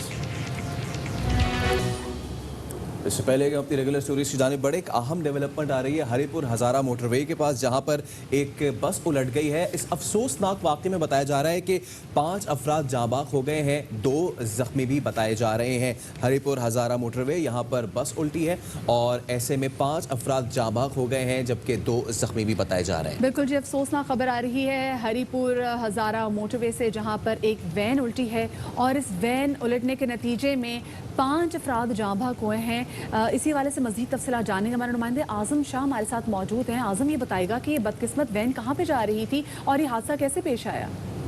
जी बिल्कुल, ये आज सुबह अलमनाक हादसा जो है हज़ारा मोटरवे स्नबदाल के करीब पेश आया है, जब एक तेज़ रफ्तार कैरी डब्बा मोटरवे के नीचे जा गिरा, जिससे 2 खवातीन समेत 5 अफराद जाँ बाग और 2 शदीद जख्मी हो गए। जख्मियों और जाँ बाग के एहलकारों को रेस्क्यू एहलकारों ने अस्पताल मुंतकिल कर दिया है। रेस्क्यू एहलकारों के ज़राए ने बताया है कि ये बदकिस्मत कैरी डब्बा एबटाबाद से रावलपिंडी जा रहा था। जी सही, बहुत शुक्रिया जी। आज़म शाह हमारे नुमाइंदे हमारे साथ मौजूद है, बता रहे थे कि हरिपुर हज़ारा मोटरवे पर एक वैन उलट गई है जो कि रावलपिंडी जा रही थी और इस वैन के उलटने के नतीजे में 2 खवातीन समेत 5 अफराद जाँ बाग हुए हैं, जबकि मुतादिद अफराद ज़ख्मी भी हुए हैं। और एक जाने हम जैसे बात करें कि सिंध में कोरोना सबसे ज़्यादा तेज़ी से फैल रहा है, साथ ही जो सिंध के अवामी नुमाइंदे हैं वो भी नज़र आ रहे कि एक दूसरे पर हमले करें। सिंध असेंबली का इजलास हुआ कल और सिंध असेंबली के इजलास के आगाज़ ही हंगामा राई से हुआ, जो अपोजिशन और हुकूमती बेंचेस की जानिब से एक दूसरे पर शदीद तनकीद की। शदीद तनकीद छोटा लफ्ज़ है, तल्ख जुमलों का तबादला हुआ। वज़ीर सेहत अज़रा पेशो खिताब के दौरान नुसरत सहर अब्बासी को इतना गुस्सा हुई कि उनको स्टूपिड वुमेन कह दिया। अपोजिशन ने इस पर एहतजाज भी किया। तू कहती दिया है मुझे माँ बाप से गाली कम दी, stupid woman.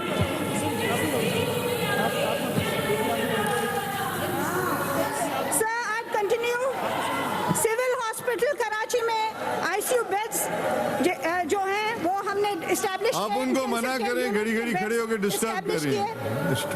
Stop her not to disturb the house.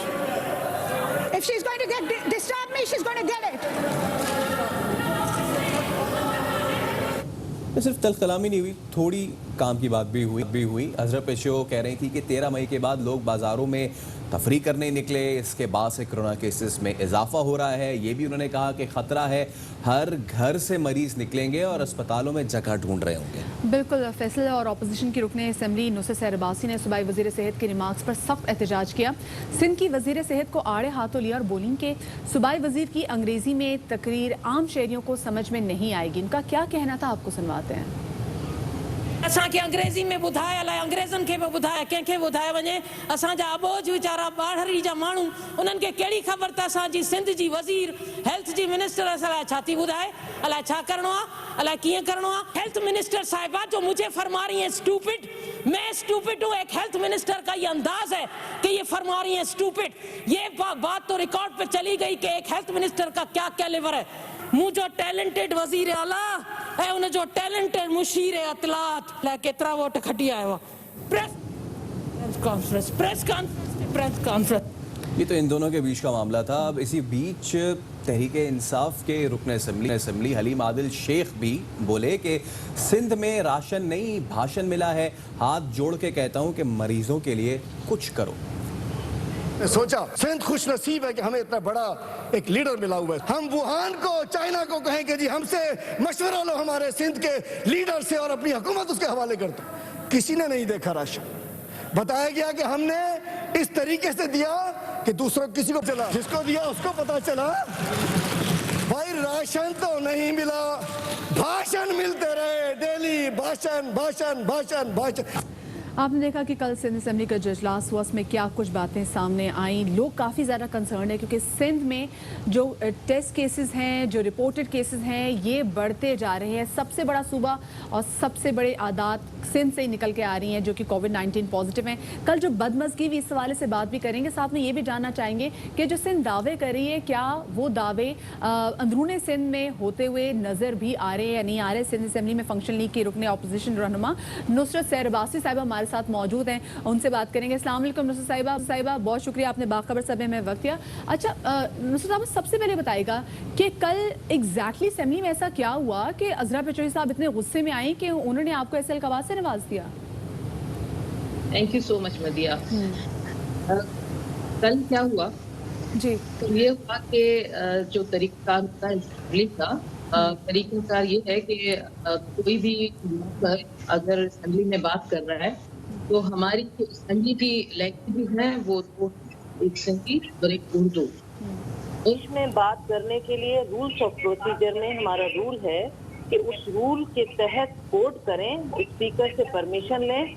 अगर परमिशन दी जाती है तो फिर आप अंग्रेजी में बात कर सकते हैं। अच्छा, चूंकि कोरोना पे था ये और हमने ऑपोजिशन ने ये इजलास बुलवाया हुआ था और इतने अरसे के बाद ये इजलास हुआ था और पूरी सिंध जानना चाहती थी, पूरा पाकिस्तान जानना चाहता था कि आखिर वजीर सेहत या हमारी हुकूमत ने कोरोना के हवाले से किया क्या है। अब चले, कुछ लोग तो हैं जो अंग्रेजी समझ पाएंगे, लेकिन हमारे कोने खुदरे गांव में ताल के यूसी में ऐसे लोग भी बैठे हुए हैं जिनको पता ही नहीं है, वो समझते ही नहीं कि कोरोना है भी कोई चीज या नहीं। वो बिल्कुल इस चीज को मानने के लिए तैयार भी नहीं है। अब उनको कैसे पता चले कि हमारी वजीर सेहत साहिबा क्या फरमा रही है, क्या बता रही है, कहाँ जाना है, किस हॉस्पिटल में जाना है, क्या आपने इकदाम किए हैं, किस तरीके से इससे बचना है। तो मैंने यही खड़े होकर रूल्स के मुताबिक, ये मेरा हक था कि मैं कहूँ कि पॉइंट ऑफ ऑर्डर पे मैं कहना चाह रही हूँ कि मैं मोहतरमा जो हमारी हेल्थ मिनिस्टर साहिबा हैं वो रूल के मुताबिक अंग्रेजी के बजाय अगर उर्दू या सिंधी में बात करें ताकि पूरी सिंध को पता चले, और नहीं तो कम से कम इजाजत तो ले लें स्पीकर से। यकीन माने सिर्फ ये कहा था मैंने, ये मैंने क्या गलत का बात कह दी, ऐसा क्या बुरा कह दिया कि अब आप अपनी मातृ जबान में या कौमी जबान में बात कर लें ताकि सबको पता चले, सब पता चले कि आपने इतने अरसे क्या। उस पर मुझे कहने लगी कि स्टूपिड। तो फिर मैंने रियलाइज किया कि हाँ, इनसे यही एक्सपेक्ट कर सकती हूँ मैं। बिल्कुल नुसरत साहिबा, जैसे कि आप कह रही हैं कि जो लोग हैं इस वक्त, चाहे वो कराची में हो या फिर कश्मीर में हो या फिर थर के किसी आखिरी ताल्लुका में बैठे हों, वो एक्सपेक्ट ये कर रहे हैं कि जब इतने दिनों बाद सारे अवामी नुमाइंदे मिल बैठे थे तो उन तक इंफॉर्मेशन पहुँचा जाती है। खैर ये बताएं, सिंध हुकूमत ये क्लेम ज़रूर करती है कि सबसे सबसे पहले इक़दाम कोरोना के हवाले से उन्होंने किए हैं। आप ग्राउंड पे भी रही हैं, आप शहर में भी रहती हैं और देही सिंध भी आप नजर रखती हैं उस पर, तो इस क्लेम को कैसे देखती हैं आप? फैसल, यकीन माने मैं तो विटनेस हूँ, आई विटनेस हूँ। मैंने खुद अपनी आंखों से देखा है, मैं उन जगहों पे गई हूँ। मैं यहाँ से जब कराची से अपने शहर खैरपुर की तरफ गई, फिर मैं सक्खर गई, यहाँ से पूरे रास्ते जो मैंने ये 2-3 दिन पहले की बात है जब ये कोरोना हुआ और एकदम से लॉकडाउन, सख्त लॉकडाउन का हमारे सीएम मुराद अली शाह साहब, जिनको हीरो बना दिया गया था, उन्होंने ऐलान किया। तो यकीन माने लोग बिल्कुल भी उस पर एतमाद नहीं थे। लोग बाहर घूम फिर रहे थे, बच्चे क्रिकेट खेल रहे हैं, होटलों पे चाय पी जा रही है। मैं तो हैरान रह गई, मार्केट बाजार वैसे ही भरे हुए थे। कराची हैदराबाद के शहरों तक सख्ती थी, लेकिन गांव गोठों में तो इस चीज को बिल्कुल किसी भी तरीके से इम्प्लीमेंटेशन नहीं हो रही थी। ना इंतजामी तौर पर कोई किसी भी किस्म का हमने कोई ऐसी एफर्ट देखी कि हाँ इंतजामिया कम से कम लोगों पे सख्ती कर रही है और इंतजामिया जो है वो अलर्ट है। कुछ भी नहीं था, जिसके नताइज आपने देख लिए कि आहिस्ता आहिस्ता ये चीज किस तरह फैलना शुरू। बिल्कुल, लोगों को आप बंद तो कर दें, लोग बंद कर दें सख्ती से, किसी तरीके से भी, 1 हफ्ता 2 हफ्ता 15 दिन, उसके बाद क्या लोग अंदर घरों में रहकर मर जाएं जब आप उनको खाने पीने का कुछ ऐसी सिलसिले ना दे। दूसरी बात मदिया और फैसल, जो मैंने कल अपनी स्पीच में भी कही, ये हम लोग भी आई विटनेस हैं और हमारे अपने घरों में, रिश्तेदारों में, पड़ोसियों में लोग चीख रहे हैं, चिल्ला रहे हैं। बिल्कुल, वो कह रहे हैं हॉस्पिटल्स में जाते हैं, हमें कोरोना कहकर हमारा मर्ज कुछ और होता है और हमें पकड़ा कुछ और देते, और ना हमें घर वाले की बॉडी देते, ना उसको देखने देते, ना मिलने देते। तो इस तरह की सूरत हाल, और पीछे कल जो डॉक्टर्स ने स्ट्राइक का ऐलान कर दिया, ये इतनी बड़ी बुरी सूरत हाल है पूरी सिंध में। ऊपर से आप फरमा रहे हैं कि आप सिंध सबसे आगे है लॉकडाउन करने में और सबसे ज्यादा एफर्ट नहीं है और हमारी फलाने तारीफ कर दी, फलाने तारीफ कर दी। आप पूरे अरसे में सिर्फ प्रेस कॉन्फ्रेंस करते रहे। आप अपने 4 वजीरों के साथ बैठकर आपने अवाम को बेवकूफ बनाया। कहाँ गए वो अरबों रुपए, कहाँ गए वो तमाम। अच्छा, ये नुसरत साहब आपने बिल्कुल सही तरफ इशारा यहाँ पे किया है इस बात की तरफ कि जो लॉकडाउन की जिसमें बात करें, इस पर क्रेडिट लिया जा रहा है, वो मखसूस इलाकों में लॉकडाउन की इम्प्लीमेंटेशन बहुत अच्छी थी, लेकिन बाकी पूरे जो कराची में देखा जा सकता है लॉकडाउन का क्या हाल था। अच्छा, इलाज के हवाले से लोग काफ़ी ज़्यादा परेशान हैं कि पहले लोग इस बात पर परेशान होते हैं कि टेस्ट करवाना है, टेस्ट इतना लेट होता है, उसका रिजल्ट लेट आता है, फिर उसकी ऑथेंटिसिटी पे भी लोगों को शुबहत हैं। फिर अगर किसी का टेस्ट पॉजिटिव आ जाए तो अस्पतालों में जगह नहीं है। कल आपने भी ये जिक्र किया था कि लोग आपको भी कॉल करें, लोग काफी ज्यादा परेशान है इस हवाले से। तो आप खुद इस आपके घर में आ चुका है, इसके लिए भी मैं आपसे जरूर कहूंगी कि अल्लाह ताला सेहत दे और खैरियत से ये दिन गुजर जाए। यकीन माने आम आदमी की बात कर रही हूँ, बाकी यहाँ बड़े बड़े सिफारशी लोग, सियासतदान, उनके लिए तो एक फोन चला जाता है और पूरी हॉस्पिटल्स में जैसे भागम दौड़ी मच जाती है। गरीब लोग जब जाते हैं उनको वहाँ पहुँच नहीं है। टेस्ट के हवाले से आपके सामने पीर जो गोट की मिसाल तो इतनी बड़ी मिसाल थी, तहलका मच गया था कि इतनी बड़ी तादाद में एकदम से पॉजिटिव आ जाना। यही सूरत हाल तमाम प्राइवेट हॉस्पिटल्स में है। कल हमारे MPS तक बेचारे ये कह रहे थे कि जो मैं अपोजिशन की बात कर रही हूँ कि हमें टेस्ट के लिए ना कॉल आती है तो घंटों हमारे इंतजार कराया जाता है, फिर उसके बाद एंगेज जाता है वो फोन। ये तो MPS की हालत है। आम लोग कहाँ जाएंगे? आम लोगों के लिए आपने सरकारी अस्पताल के लिए पूरी एक फाइल का पलंदा ले आई आप मोहतरमा हेल्थ मिनिस्टर साहिबा। उसमें ऐसा क्या था गरीब इंसान के लिए, गरीब लोगों के लिए जो कोरोना जैसी वबा से खुद को बचाए भी? कौन सी हॉस्पिटल्स में जाए, हॉस्पिटल्स की हालत ये कि वहाँ ना आपने वो सही तरीके से डेस्क बनाए हुए ना लोगों को, और आप 24 घंटे के बजाय आप सुबह से 8 बजे तक कहते हैं। वही बात हुई कल भी मेंबर्स ने कहा कि 8 बजे के बाद किसी की क्रिटिकल कंडीशन हो जाए और खुदा न खास्ता वो कोरोना में हो तो फिर वो कहाँ जाएगा टेस्ट कराने? लोग काफी ज्यादा तजब्जुब का शिकार है कि लोगों को समझ में नहीं आ रही। और बात से लोग ये कहते हैं कि पास भी इतने वसाइल एक तरह से मौजूद नहीं और उनको भी अब समझ नहीं आ रहा कि वो अपने प्यारों को लेके कहाँ जाएं। तो जो हमारी आम आवाम है वो कितना सफर कर रही होगी इस तमाम सूरत हाल को लेके। एक तरह से हमारा जो पूरा हेल्थ सिस्टम है वो इस कोरोना को लेके एक्सपोज हो गया। बहुत शुक्रिया जी नुसरत अब्बासी साहब हमारे साथ मौजूद। और इससे पहले कि हम एक और वबा जो सर उठा रही है उस पर बात करें, एक अहम डेवलपमेंट आ रही है। लाहौर से एहतसाब अदालत में रमदान शुगर मिल्स केस की समाअत। ऐसे में अदालत ने 11 जून को शहबाज शरीफ और हमजा शहबाज को तलब कर लिया है। आइंदा समाअत पर शहबाज शरीफ हर सूरत पेश हों, अदालत ने यह भी हुक्म दिया है। तो एहतसाब अदालत में रमदान शुगर मिल्स केस की समाअत हुई है जिसमें अदालत ने शहबाज शरीफ को आइंदा समाअत पर तलब कर लिया है और अदालत ने यह हुक्म भी सादर किया है कि आइंदा समाअत पर शहबाज शरीफ हर सूरत पेश हों। एहतसाब अदालत में रमदान शुगर मिल्स केस की समाअत हुई जिसमें अदालत ने 11 जून को शहबाज शरीफ हमजा शहबाज को तलब कर रखा। याद आपको दिलाते चले कि ऑलरेडी 9 जून को भी पेश होने का शहबाज शरीफ को हुक्मनामा सादर किया जा चुका है। और जैसे भी हमने कोरोना के हवाले से बात कर रहे थे और फैसल ने इशारा किया कि एक और मजीद जो वबा है, एक और बड़ी प्रॉब्लम जो कि अब सामने आ गई वो है टिड्डी दल के हमलों के हवाले से। पाकिस्तान पीपल्स पार्टी के रहनुमा नवीद कमर कहते हैं कि टिड्डी दल को ख़त्म करने के लिए स्प्रे जहाज़ नहीं है और जो है वो ऑपरेशनल नहीं है। वफाकी हुकूमत को 1 साल पहले बता दिया था मगर कुछ नहीं किया गया। दुनिया भर से पैसे मांगे जा रहे हैं, स्प्रे के लिए जहाज़ भी मांग लेते या किराए पर ले लेते। नवीद कमर ने यह भी कहा ये 1 साल से कहने की बात ये थी, हमने उस वक्त भी गवर्नमेंट को मशवरा दिया था कि आप बाहर से ये जो स्प्रे के जहाज, हमें पता है कि यहाँ जो हैं भी एक आध वो ऑपरेशनल नहीं है। इधर से उधर से सारी दुनिया से और चीजें पैसे मांग रहे हैं, ये मांग रहे हैं, तो खुदारा ये जहाज भी मांगे या किराए पे ले रहे हैं उनसे या व्हाटएवर। इसका मतलब ये है कि जो सिविल गवर्नमेंट है वो कोई भी काम खुद से नहीं कर सकती और हर चीज के लिए इनिशिएटिव लेना उनको पड़ता है।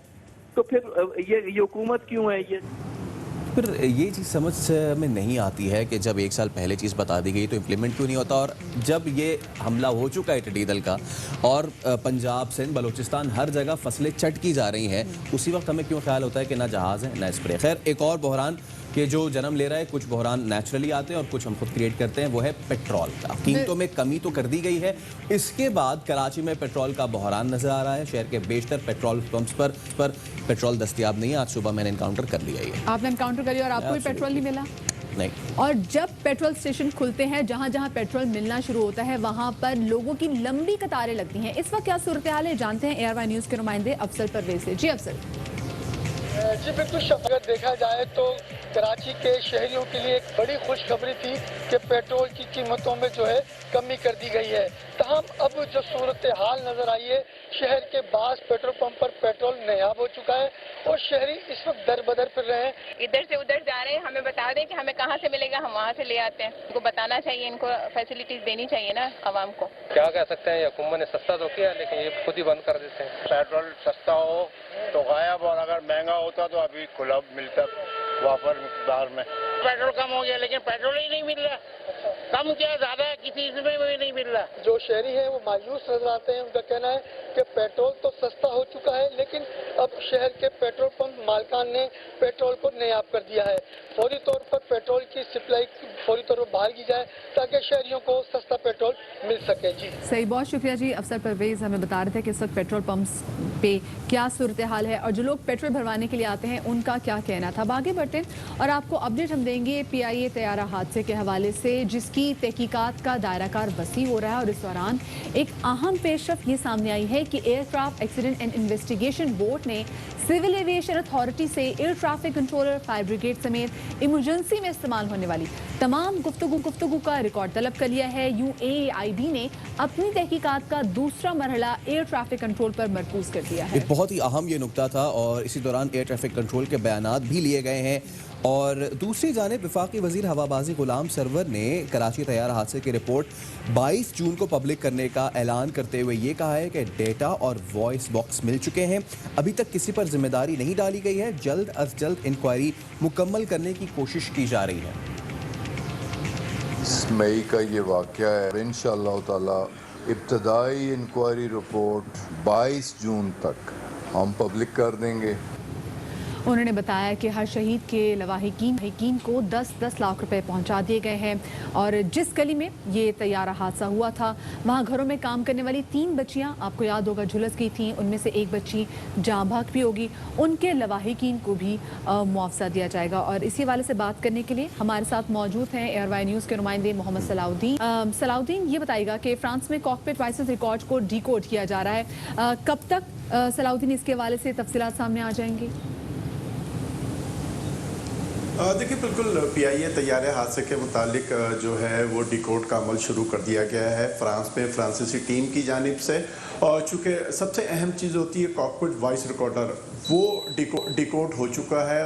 पाकिस्तानी माहिर टीम के 2 अरकान भी फ्रांस में मौजूद हैं, तो उनके साथ वो एक CD दी जाएगी ताकि वो पाकिस्तान लेकर आएंगे और जो भी तहकीकाती इदारे हैं वो उसको उसमें पेशरफ्त होगी। चूँकि सबसे ज़्यादा अहम डेटा जो होता है कॉकपिट वॉइस रिकॉर्डर में होता है। ये तमाम रिकॉर्डिंग तैयारे हादसे से आधे घंटे के अंदर जो गुफ्तगू हुई है, चाहे वो कप्तान की कंट्रोल टावर से हुई है या अपने मावन पायलट जो फर्स्ट ऑफिसर कहलाता है, जो केबिन में जो भी गुफ्तगू हुई है, वो तमाम चीज़ें तमाम पहलुएं सामने आएंगी। इससे अहम पेशरफ्त भी सामने आएगी। आइंदा चंद रोज़ में वो टीम पाकिस्तान पहुंच जाएगी। जो ज़राए का ये कहना है कि हमारे पास इनके भी एक चीज़ सामने आई है कि एयरक्राफ्ट एक्सीडेंट जो बोर्ड है जो तैयारे हादसे की तहकीकात कर रही है, उस टीम ने अपना दायरा कार का जो रुख है वो एयर ट्रैफिक कंट्रोलर की तरफ खासा, चूँकि ATC खासा कलीदी किरदार अदा करता है जहाज़ों के टेक और लैंडिंग के दौरान, तो उनसे इन्वेस्टिगेशन की जा रही है। उनका तमाम रिकॉर्ड तलब कर लिया गया है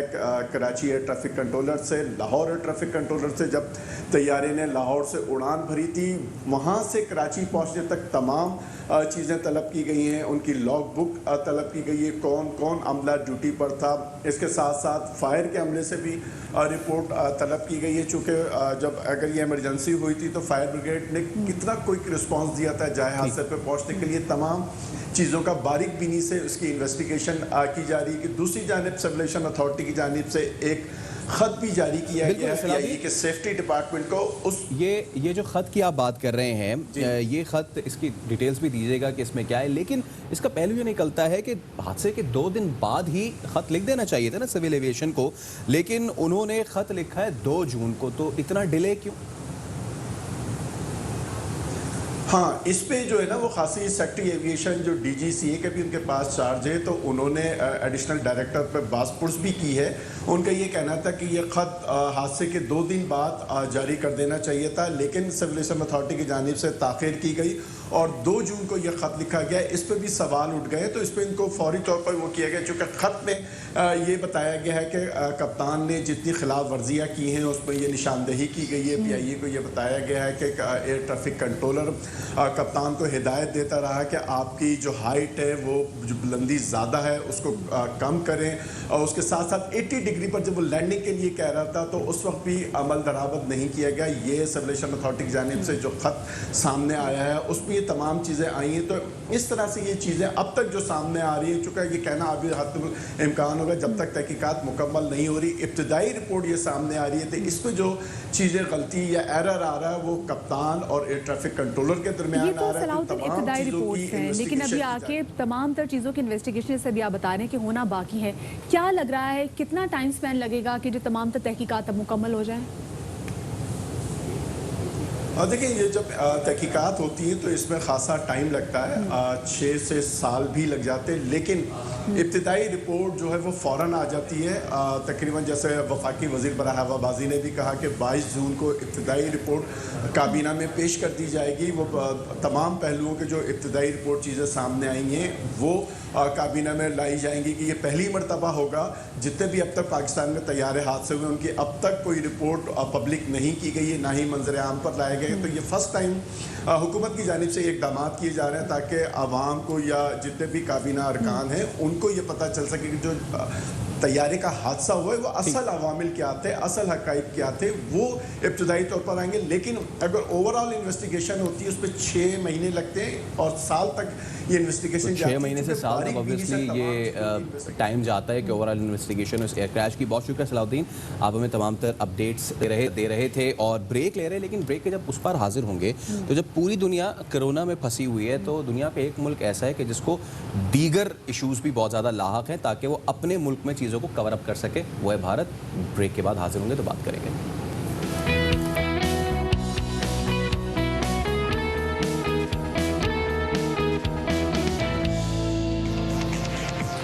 वेलकम बैक टू बाखबर सवेरा। और ब्रेक के बाद हम बात करेंगे कैसे मुल्क के बारे में जिसके जहन में अभी तक सिर्फ और सिर्फ नफरत है, रेसिज्म है और जंग का जुनून है। एक ऐसा टाइम जब पूरी दुनिया कोविड-19 की लपेट में और पूरी दुनिया ने अपने हेल्थ को सिस्टम को बेहतर करने के हवाले से बात करें, जिंदगियां कैसे बचानी है। भारत अभी भी सोच रहा है कि कैसे दूसरों की जानों को नुकसान पहुंचाएगा। और भारत ने एक बार फिर अगर उनके सिफारती आदाब के हवाले से बात करें तो उसकी धज्जियां उड़ा दी हैं। नई दिल्ली में पाकिस्तानी सफारत को हिरासा करने का सिलसिला जो है वो एक बार फिर से शुरू हो गया। एब्सोल्युटली, पाकिस्तानी नाज़िमुल उमूर और कायम मुकाम हाई कमिश्नर की गाड़ी का रास्ता रोका गया।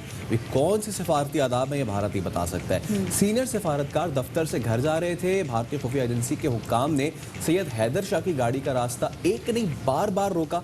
सिर्फ ये नहीं, बदजबानी भी की गई। अब ये भारतीय इक़दाम पूरी दुनिया जानती है वियना कन्वेंशन बराए सिफारती ताल्लुकात की एक खुली खिलाफ वर्जी है। और यहाँ पे हमने फैसल ये भी देखा है कि हमने जब उनके तहत एक हादसा भी हुआ, हमने 2 लोगों को बता दिया कि अकॉर्डिंग टू वियना कन्वेंशन अगर आप किसी जासूस को भी पकड़ते हैं, कोई जंगी कैदी भी होता है तो उसके साथ सलूक कैसे करना है। दूसरी जानिब हम भारत का जो एटीट्यूड दिखा रहे हैं वो बिल्कुल डिफरेंट है। अभी कल ही हमने लोगों के साथ खबरें ये भी शेयर की थी कि वहाँ पे जो कोविड-19 के जिस तरह से केसेस बढ़ते जा रहे हैं तो वहाँ के डॉक्टर्स अभी भी इस बात पर कन्विंस्ड हैं कि नहीं जी एक तो मुसलमान ही फैला रहे हैं और अगर मुसलमान बेचारा कोई कोविड-19 का मरीज आ जाए तो उसको तो हम मजीद कोरोना का इंजेक्शन लगा के इसको तो हमारे। और ये सब इसीलिए क्योंकि इन्हें कवर अप करना है। लेकिन इसके बावजूद भी अंदर से वहाँ से आवाज़ें उठ रही हैं। स्वीडन यूनिवर्सिटी के भारतीय प्रोफेसर अशोक स्वेन, उन्होंने इंकशाफ किया है कि भारतीय वज़ीर आज़म नरेंद्र मोदी ने डोकलाम हो, गिलवान हो, इस तमाम तर मामले पर झूठ बोला है। भारतीय आवाम से हकाइक छुपाए गए हैं। जख्मी भारतीय फौजियों की तस्वीर शेयर करते हुए अशोक स्वैन ने ट्वीट किया है कि इस पिटाई पर मोदी जी खामोश क्यों हैं। Maybe Modi trying to hatch a plot, वो कोशिश कर रहे हैं कि मैं इनको कवर अप कैसे करूं। ये बात तो तय है कि भारतीय इलाके में चीनी फौजी LAC पर, लाइन ऑफ एक्चुअल कंट्रोल पर चीनी फौजी मौजूद नहीं है। भारतीय मीडिया अब सर्जिकल स्ट्राइक का मुतालबा क्यों नहीं कर रहा? बिल्कुल जी। और मोहन भगत की RSS आर्मी कहाँ है, उन्होंने सवाल ये उठाया कि भारतीय लेफ्टिनेंट जनरल ने जनूबी चीन की मिलिट्री चीफ से मुलाकात क्यों की, और अगर ऐसा हुआ तो इस मुलाकात की तफसीलात को पोशीदा क्यों रखा जा रहा है। माहिरीन के मुताबिक दोनों ममालिक में कशीदगी ताहाल बरकरार है। लद्दाख और सिक्किम समेत लाइन ऑफ एक्चुअल कंट्रोल पर अस्करी सरगर्मियों में इजाफा देखने में आ रहा है। चीनी फौज ने लद्दाख के मशरक़ी इलाके में लड़ाका तैयारे और भारी हथियार सरहद तक पहुंचा दिया है। इसी वाले से मजीद बात करते हमारे साथ मौजूद हैं तज्जियाकार हारिस नवाज साहब। हारिस नवाज साहब, बहुत शुक्रिया आपने भी ज्वाइन किया। ये बताइएगा, पूरी दुनिया देख रही है कि किस तरीके से वियना कन्वेंशन की हम एक तरह से जहां पासदारी करनी चाहिए वो उसकी पामाली ऐसे कर रहे हैं कि वहां पे जो हमारे सीनियर सफारतकार हैं उनको हरास कर रहे हैं। अभी हम कोशिश करेंगे कि हारिस नवाज साहब से हमारा राब्ता हो जाए और उनसे एग्जैक्टली भारत के इस एटीट्यूड के हवाले से जरूर जान सकें। पूरी दुनिया को देखें तो वो किस तरीके से अपनी चीज़ों को ले रही है, और सीरियसली भारत को देखें तो चाहे वो उनके इंटरनल मामलात हों, राइट फ्रॉम पुलवामा और अभी तक उनके सिक्किम का ये इशू जो आ रहा है अब, और लद्दाख का मामला आ रहा है। चाइनीज़ मीडिया को देख लें या बाकी मीडिया को देख लें, वो कह रहा है कि भाई लाइन ऑफ एक्चुअल कंट्रोल, एक हमारे साथ है LOC, एक चाइना के साथ है LAC, और उसमें कोई इन्वॉल्वमेंट नहीं है। इस पर हम कोशिश कर रहे हैं कि हम बात करें हारिस नवाज साहब से, उनसे ये जानने की कोशिश करें कि भारत का ये जो इक़दाम है ये किस तनाजुर में, क्या भारत इस इलाके में हवाई अड्डे बनाना चाह रहा है, जो कि एक बहुत इंपॉर्टेंट डेवलपमेंट हो जाएगी पूरे खित्ते के लिए। बिल्कुल बिल्कुल, फैसल इस हवाले से मजीद बात करेंगे। हारिस नवाज साहब हमारे साथ मौजूद है। हारिस नवाज साहब, बहुत शुक्रिया सवेरा में आपने वक्त दिया। हारिस साहब, ये बताएं कि ये क्या एटीट्यूड है भारत में कि पाकिस्तानी सफारतकारों को ऐसे हरासा किया जा रहा है? देखें, बेसिकली इस वक्त इंडिया बहुत बुरी तरह बुखलाहट का शिकार है और लॉकडाउन हो गया है। जिस तरीके से इनको वहाँ पर इनको लद्दाख में मार पड़ी है चाइनीज में, और वो इतने ह्यूमिलिएट किया है, धक्के दिए हैं, ठुड्डे मारे हैं, जाके 30 किलोमीटर एरिया पे कब्जा भी कर लिया है, और उसके बाद ये वहाँ पर मिन्नतें कर रहे हैं, बैनर्स लगा रहे हैं कि आप खुदा के लिए वापस चले जाएं। और फिर सबसे बड़ी बात चंदी उठानी पड़ी कि इन्होंने अपने अवाम की बातें छुपाई हैं। जब लीक आउट हुई हैं, सैटेलाइट इमेजेस आए हैं, तो then they were caught and trapped and then didn't know what to do. उसी के बाद फिर आपने देखा, इन्होंने कभी कह रहे हैं कि ये कबूतर पाकिस्तान ने भेज दिया। स्टोन एज की बातें करते हैं, एक इंसान हैरान होता है। हारिस साहब, अब तो टेडी दल भी ऐड कर दिया। जी हाँ, टेडी दल भी पाकिस्तान भेज रहा है, कबूतर भी पाकिस्तान भेज रहा है, और गर्मी भी जो है वो पाकिस्तान भेज रहा है।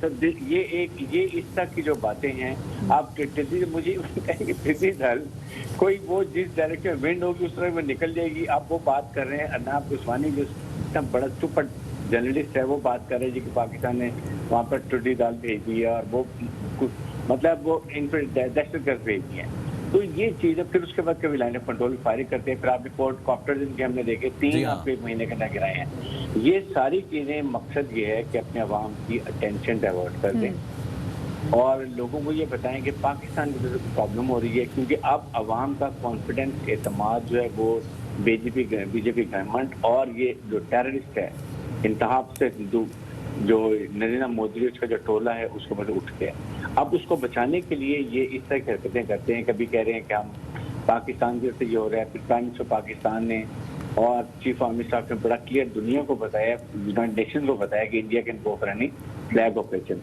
और साथ वार्निंग भी दिए कि हमारे अमन के पैगाम को आप हमारी कमजोरी मत समझें, और अगर आपकी बात है तो हम इनका जवाब पत्थर से देंगे और आपको 27 फरवरी से ज्यादा बुरा हाल करेंगे और शर्मिंदगी उठानी पड़ेगी। अच्छा, तो हारिस साहब, DGI का भी इस हवाले से बयान आया है कि इंडिया कुछ करने की कोशिश कर रहा है, कुछ शरारत करने की ज़रूर कोशिश कर रहा है।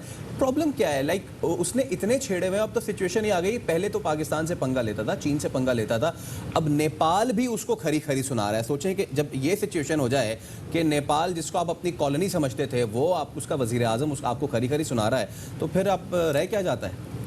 नेपाल है, भूटान है, उसके बाद चाइना है, पाकिस्तान है।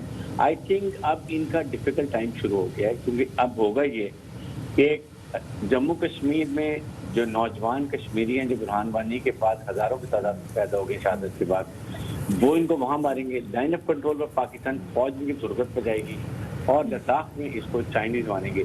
तो मेरे ख्याल में ये इस गुफला प्लाट की वजह से आप देखें, इन्होंने कल एक बड़ी रिक्वेस्ट करके चाइना से मीटिंग रखी जिसमें 3 star lieutenant general of Indian army और 3 स्टार ऑफ चाइनीज आर्मी ये मीटिंग कर रहे हैं। बट आई एम श्योर कि ये फैसला नहीं हो सकेगा, इसलिए कि Chinese have gone not to come back. वजह ये है कि जहाँ पर ये गए थे, जाके जो दौलत बेग एक जगह है वहाँ जाकर उन्होंने कैंप बना लिए है, स्ट्रक्चर बना लिए है, तैयारे उतारे हैं, ट्रांसपोर्ट जहाज उतारे हैं, बफर गन लेके जा रहे हैं। बेसिकली वहाँ से हमारा जो कराकोरम हाईवे है, जो सी पैक रूट है, 8 किलोमीटर के फासले पे ये उसको डिस्टर्ब करना चाहते हैं। और इसमें ज़ाहिर अमेरिका की टेसिड अप्रूवल शामिल है, बिकॉज अमेरिका डजंट वांट के सी पैक बने।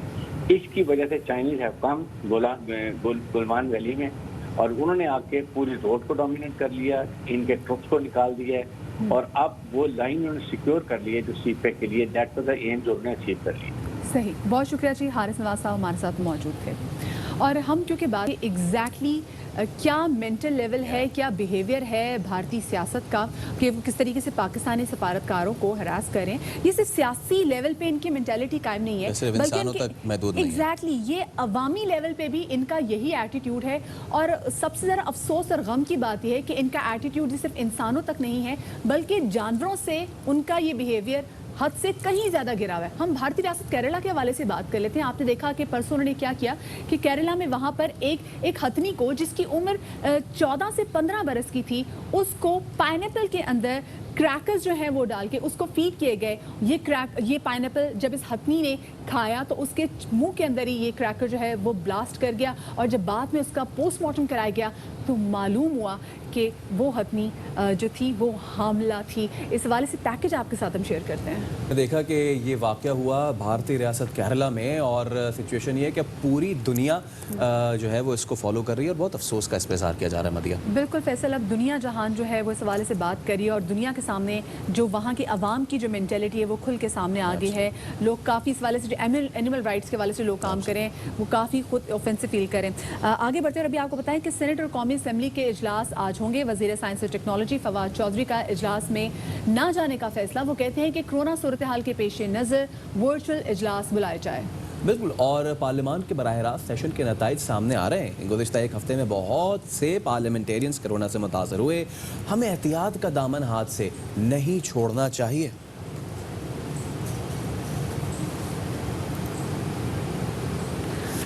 और ये बहुत ज़्यादा ज़रूरी है, जैसे भी हमने फैसला देखा, sorry to cut you off, कि सिंध असम्बली का जब इजलास बुलाया गया तो वहाँ पर जो सिंध असम्बली के जो सूबाई रुकनी असम्बली थे उनको बोला गया कि आप पहले अपना जो कोरोना का टेस्ट है वो करवाएं और उसके बाद अब असम्बली में आएँ। अब जो हमने देखा कौमी असम्बली का इजलास होने वाला है उसमें फवाद चौधरी साहब ने कहा कि उस इजलास में शिरकत नहीं करेंगे क्योंकि अब एक वर्चुअल एक सहूलत है, क्योंकि he is right in a sense कि हमने देखा कि बहुत सारे हमारे MNAs जो MPAs हैं वो ना सिर्फ इसका शिकार हो रहे हैं बल्कि बहुत सारे इस हवाले से इस मर्ज की वजह से जाम भाग भी हो गए। बिल्कुल, सिचुएशन ऐसी बनी हुई है कि लोग ज़रूर जानना चाह रहे हैं, इन्फॉर्मेशन लेना चाह रहे हैं अवामी नुमाइंदों से, लेकिन क्योंकि हर तरफ इस वक्त ख़तरा है तो फवाद चौधरी ने ये सारी बात की है। खैर आगे बढ़ते हैं और बात करें अगर खैबर पख्तूनख्वा की।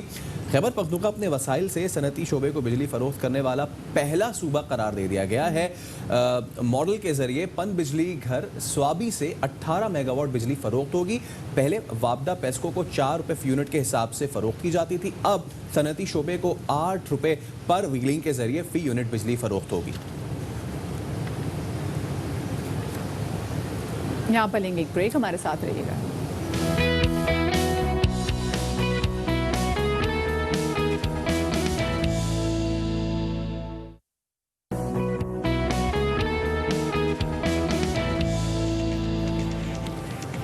वेलकम बैक टू खबर सवेरा। और जैसे कि रोज़ाना ही कोई ना कोई दिन मनाया जा रहा होता है, लेकिन आज की सिग्निफिकेंस ये है कि पाकिस्तान समेत दुनिया भर में माहौलियात एनवायरनमेंट का दिन मनाया जा रहा है। इसका मकसद क्या है? वेरी सिंपल, माहौल की बेहतरी, आलूदगी के ख़ात्मे से मुताल्लिक़ शऊर और आगही पैदा करना है 5 जून है मदिया, और अक़वाम मुत्तहिदा के ज़ेर एहतमाम ये 1972 से हर साल इसका इनेकाद किया जाता है। बिल्कुल, और इस साल माहौलियात के दिन की जो थीम है वो बायोडाइवर्सिटी है। कोरोना के सब रैली या दीगर तकरीबात तो मुमकिन नहीं है, ताहम मुख्तलिफ फॉर्म्स पर बायोडाइवर्सिटी और माहौल को आलूदगी से बचाने की आगाही के लिए काफ़ी ज़्यादा काम हो रहा है। इदारे तहफ़्फ़ुज़ माहौलियात सिंध के मुताबिक लॉकडाउन से कराची के फ़िज़ाई माहौल में काफ़ी बेहतरी आई है। वज़ीर आला सिंध के मुशीर माहौलियात मुर्तज़ा वहाब के मुताबिक कराची के फ़िज़ाई माहौल में 39% बेहतरी आई है और शोर में भी 19% कमी आई है।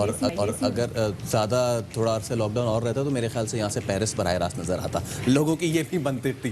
खैर इसी पे बहुत ऐसे बात हमने देखा फैसल के जो आसमान पे जो तारे आपको दिखना बंद हो गए थे, बिल्कुल वो नजर जब हमने अपने बचपनों में आसमान पे तारे देखे हैं वो आज के बच्चों ने देखा है, तो उन्होंने भी अब देखा कि आसमान पे जब तारे जगमग करते हैं तो कितने खूबसूरत मनाज़िर। एब्सोल्युटली। इसी पर हम बात करेंगे। हमारे मौजूद हैं माहिर माहौलियात साकिब एजाज हुसैन साहब। साकिब साहब, थैंक यू सो मच आपके वक्त के लिए। हमें बताइएगा ये बायोडाइवर्सिटी ये क्या है, इसकी अहमियत कितनी है? देखिए, बायोडाइवर्सिटी से मुराद वो तमाम स्पीशीज़ हैं, वो वैरायटी है, वो वेरिएबिलिटी है of life forms on this earth जो अल्लाह ताला ने हमें ज़मीन दी है, ये एक प्लेनेट दिया है, इस पर मुख्तलिफ स्पीशीज़ हैं, इस पर मुख्तलिफ लाइफ फॉर्म्स हैं, उसको हम बायोडाइवर्सिटी कहते हैं। अल्लाह ताला ने कुरान शरीफ में फरमाया है वफ़बी अय्यि आलाई रब्बिकुमा तुकज़्ज़िबान, तो अपने परवरदिगार किस किस नेमत से इनकार करोगे। तो ये जो तमाम नेमतें हैं इस लाइफ फॉर्म की सूरत में अल्लाह ताला ने ज़मीन पे जो उतारी हैं, हम बायोडाइवर्सिटी कहते हैं। ये कंप्लीट इकोसिस्टम है जिसका हम भी हिस्सा हैं, हम इंसान भी हैं, जानवर भी हैं, चरिंद परिंद भी हैं, और जितनी चीज़ें हैं एक अंदाजे मुताबिक 87 लाख स्पीशीज़ इस पूरे अर्थ पे जो है वो एग्जिस्ट करती हैं, और जिसमें से एक जो है वो एक स्पीशी ह्यूमन भी है। सही। अच्छा साकिब साहब, ये बताएगा कि अभी लॉकडाउन की वजह से हमने देखा कि माहौलियाती आलूदगी जो है वो काफ़ी हद तक कम हुई है, लेकिन जो परमानेंट बेसिस पे, क्योंकि आप भी देखें आगे लॉकडाउन भी खुल गया है, ज़िंदगी दोबारा से रूटीन पे आना शुरू हो गई है, लेकिन माहौलियाती आलूदगी हम देखेंगे दोबारा से वहीं रहेगी, शायद बढ़ने लग जाए। इससे निपटने के लिए क्या कर सकते हैं हम लोग? देखिए, लॉकडाउन एक टेम्पररी फेज था और जाहिर है कि आप लॉकडाउन में को कम्प्लीटली तो नहीं चला सकते। बहुत ठीक फरमाया आपने, और मिनिस्टर मुर्तज़ा वहाब साहब की जो फाइंडिंग्स हैं कि लॉकडाउन के दौरान कमी आई है हमारा, चूँकि इकोनॉमिक एक्टिविटी कम हुई है, इंडस्ट्री बंद थी, हमारी ट्रांसपोर्ट सेक्टर बंद था, तो हमारा जो इकोनॉमी है उस पर ज़ाहिर है कि इम्पैक्ट आया, और उसकी वजह से हमारा जो ओवरऑल इन्वायरमेंट है, जब हम सस्टेनेबिलिटी की बात करते हैं तो तीनों पिलर्स उसमें आते हैं, environment, social values and economy. तो इकोनॉमिक एक्टिविटी कम हुई तो इन्वायरमेंट उसके साथ साथ बेहतर हुई है, लेकिन ये सस्टेनेबल है या नहीं, इसको देखने की जरूरत है। सस्टेनेबल की आपने बात की, बिल्कुल डॉक्टर साहब, सस्टेनेबल की बात की तो सस्टेनेबल ग्रीन एनर्जी की जानिब दुनिया जा रही है। हुकूमत का ये इक़दाम भी है कि बिलियन ट्री सुनामी हो या दीगर शोबाजात हो, उसमें माहौल दोस्त जो है चीज़ें मुतारिफ कराई जाएँ।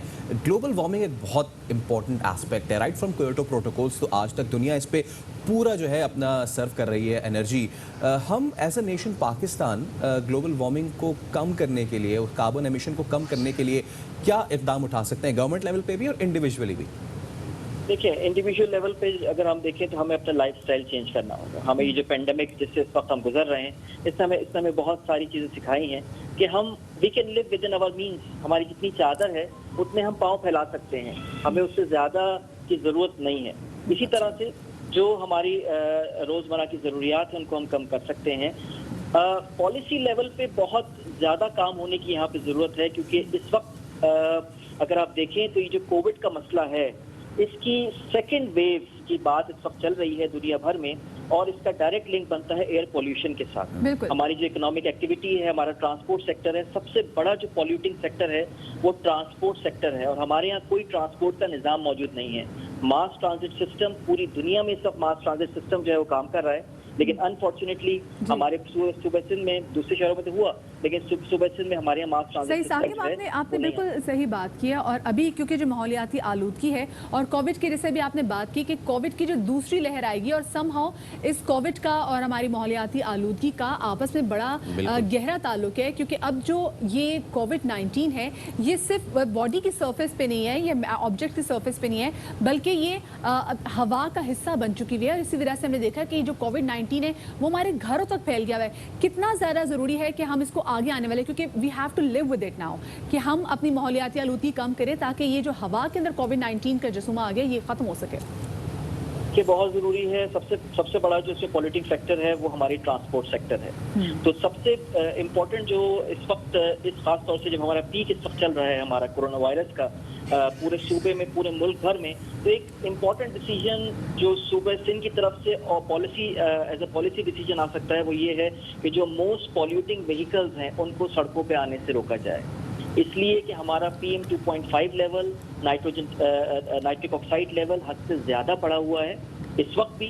ड्यूरिंग कोविड जो लॉकडाउन कम हो गया था, अब वो मजीद बढ़ना शुरू हो गया, and it is a major carrier for corona virus और एनी टाइप ऑफ वायरस। तो इसको कम करने की ज़रूरत है। हमारे यहाँ पे जो हमारे इन्वायरमेंटल क्वालिटी स्टैंडर्ड्स हैं जो कि हुकूमत सिंध ने बनाए हैं 18वीं तरमीम के बाद, उनको रिव्यू करने की ज़रूरत है, क्योंकि हमारे जो इन्वायरमेंटल क्वालिटी स्टैंडर्ड्स हैं वो WHO से कहीं ज़्यादा हैं। WHO अगर कहती है कि वो 10 हैं तो हमने उसको 75 पे रख दिया है, यानी कि हमने अपनी इंडस्ट्री को खुद इजाज़त दे दी है कि वो हमारी इन्वायरमेंट को पॉल्यूट करें। उनको रिव्यू करने की बहुत शदीद ज़रूरत है। और सबसे इम्पोर्टेंट चीज़ आज के दिन के हवाले से कि we have to find solutions in nature. हमें नेचर के साथ रहना है। हमने जो अपने जो जितनी भी अल्लाह ताला ने हमें नेचर की आपने बात की, वो नेचर चाहे बीनीथ द ग्राउंड हो, हमारे पानी हो, हमारे समंदर हो, हमारे मैदान हो, हमारे दरख्त हो, बिल्कुल उन सबका हमें ही ख्याल रखना है। एंड इट स्टार्ट्स इतने से, यानी कि अगर हम वो लिटरिंग ना करें, वो कचरा ना फेंकें, तो वहीं से हमारी इंडिविजुअल जो है स्टेप्स शुरू हो जाते हैं। हम अपने घर से ही इसको क्यों ना शुरू करें, अपने घर से ज़रा कचरे का ख्याल करें। अब क्योंकि आपको पता है कि आज का दिन माहौलियाती आलूदगी के हवाले से है, तो इस हवाले से वज़ीर आला पंजाब उस्मान बुज़दार की रुझान मज़ारी मेरी बंगला पे आमद। डिप्टी स्पीकर पंजाब असम्बली दोस्त मोहम्मद मज़ारी ने वज़ीर आला पंजाब का खैर मकदम किया और वज़ीर आला उस्मान बुज़दार ने मेरी बंगला में दीवान खास का दौरा भी किया। वज़ीर आला उस्मान बुज़दार ने मेरी बंगला के कदीम तर्ज तामीर में दिलचस्पी का इजहार किया। दोस्त मोहम्मद मज़ारी ने वज़ीर आला को तारीखी और नायाब तस्वीर से मुताल्लिक़ आगाह किया। वज़ीर आला उस्मान बुज़दार ने मुअज़्ज़िज़ीन और अमायदीन से भी यहाँ पर मुलाकात की है। मनाज़िर भी आप देख सकते हैं। उस्मान बुज़दार ने कहा कि रुझान समेत पंजाब के हर पसमानदा इलाके की तरक्की पर नज़र है और रुझान जैसे पसमानदा शहर तरक्की करेंगे तो पंजाब आगे बढ़ेगा। तरक्की का अमल कोरोना की वजह से मुतासिर ज़रूर हुआ है, इस अमल को लेकर रुकने नहीं देंगे। तो आज क्योंकि माहौलियाती आलूदगी से आगाही का दिन भी है, तो कोशिश करें अपने घर की सफाई का ख्याल करें और बाहर भी आते जाते लेटर ना करें, मास्क जरूर पहने और सैनिटाइजर का इस्तेमाल करें। अपना ख्याल रखिएगा। इंशाल्लाह अगले हफ्ते आपसे मुलाकात होगी। अल्लाह हाफ़िज़।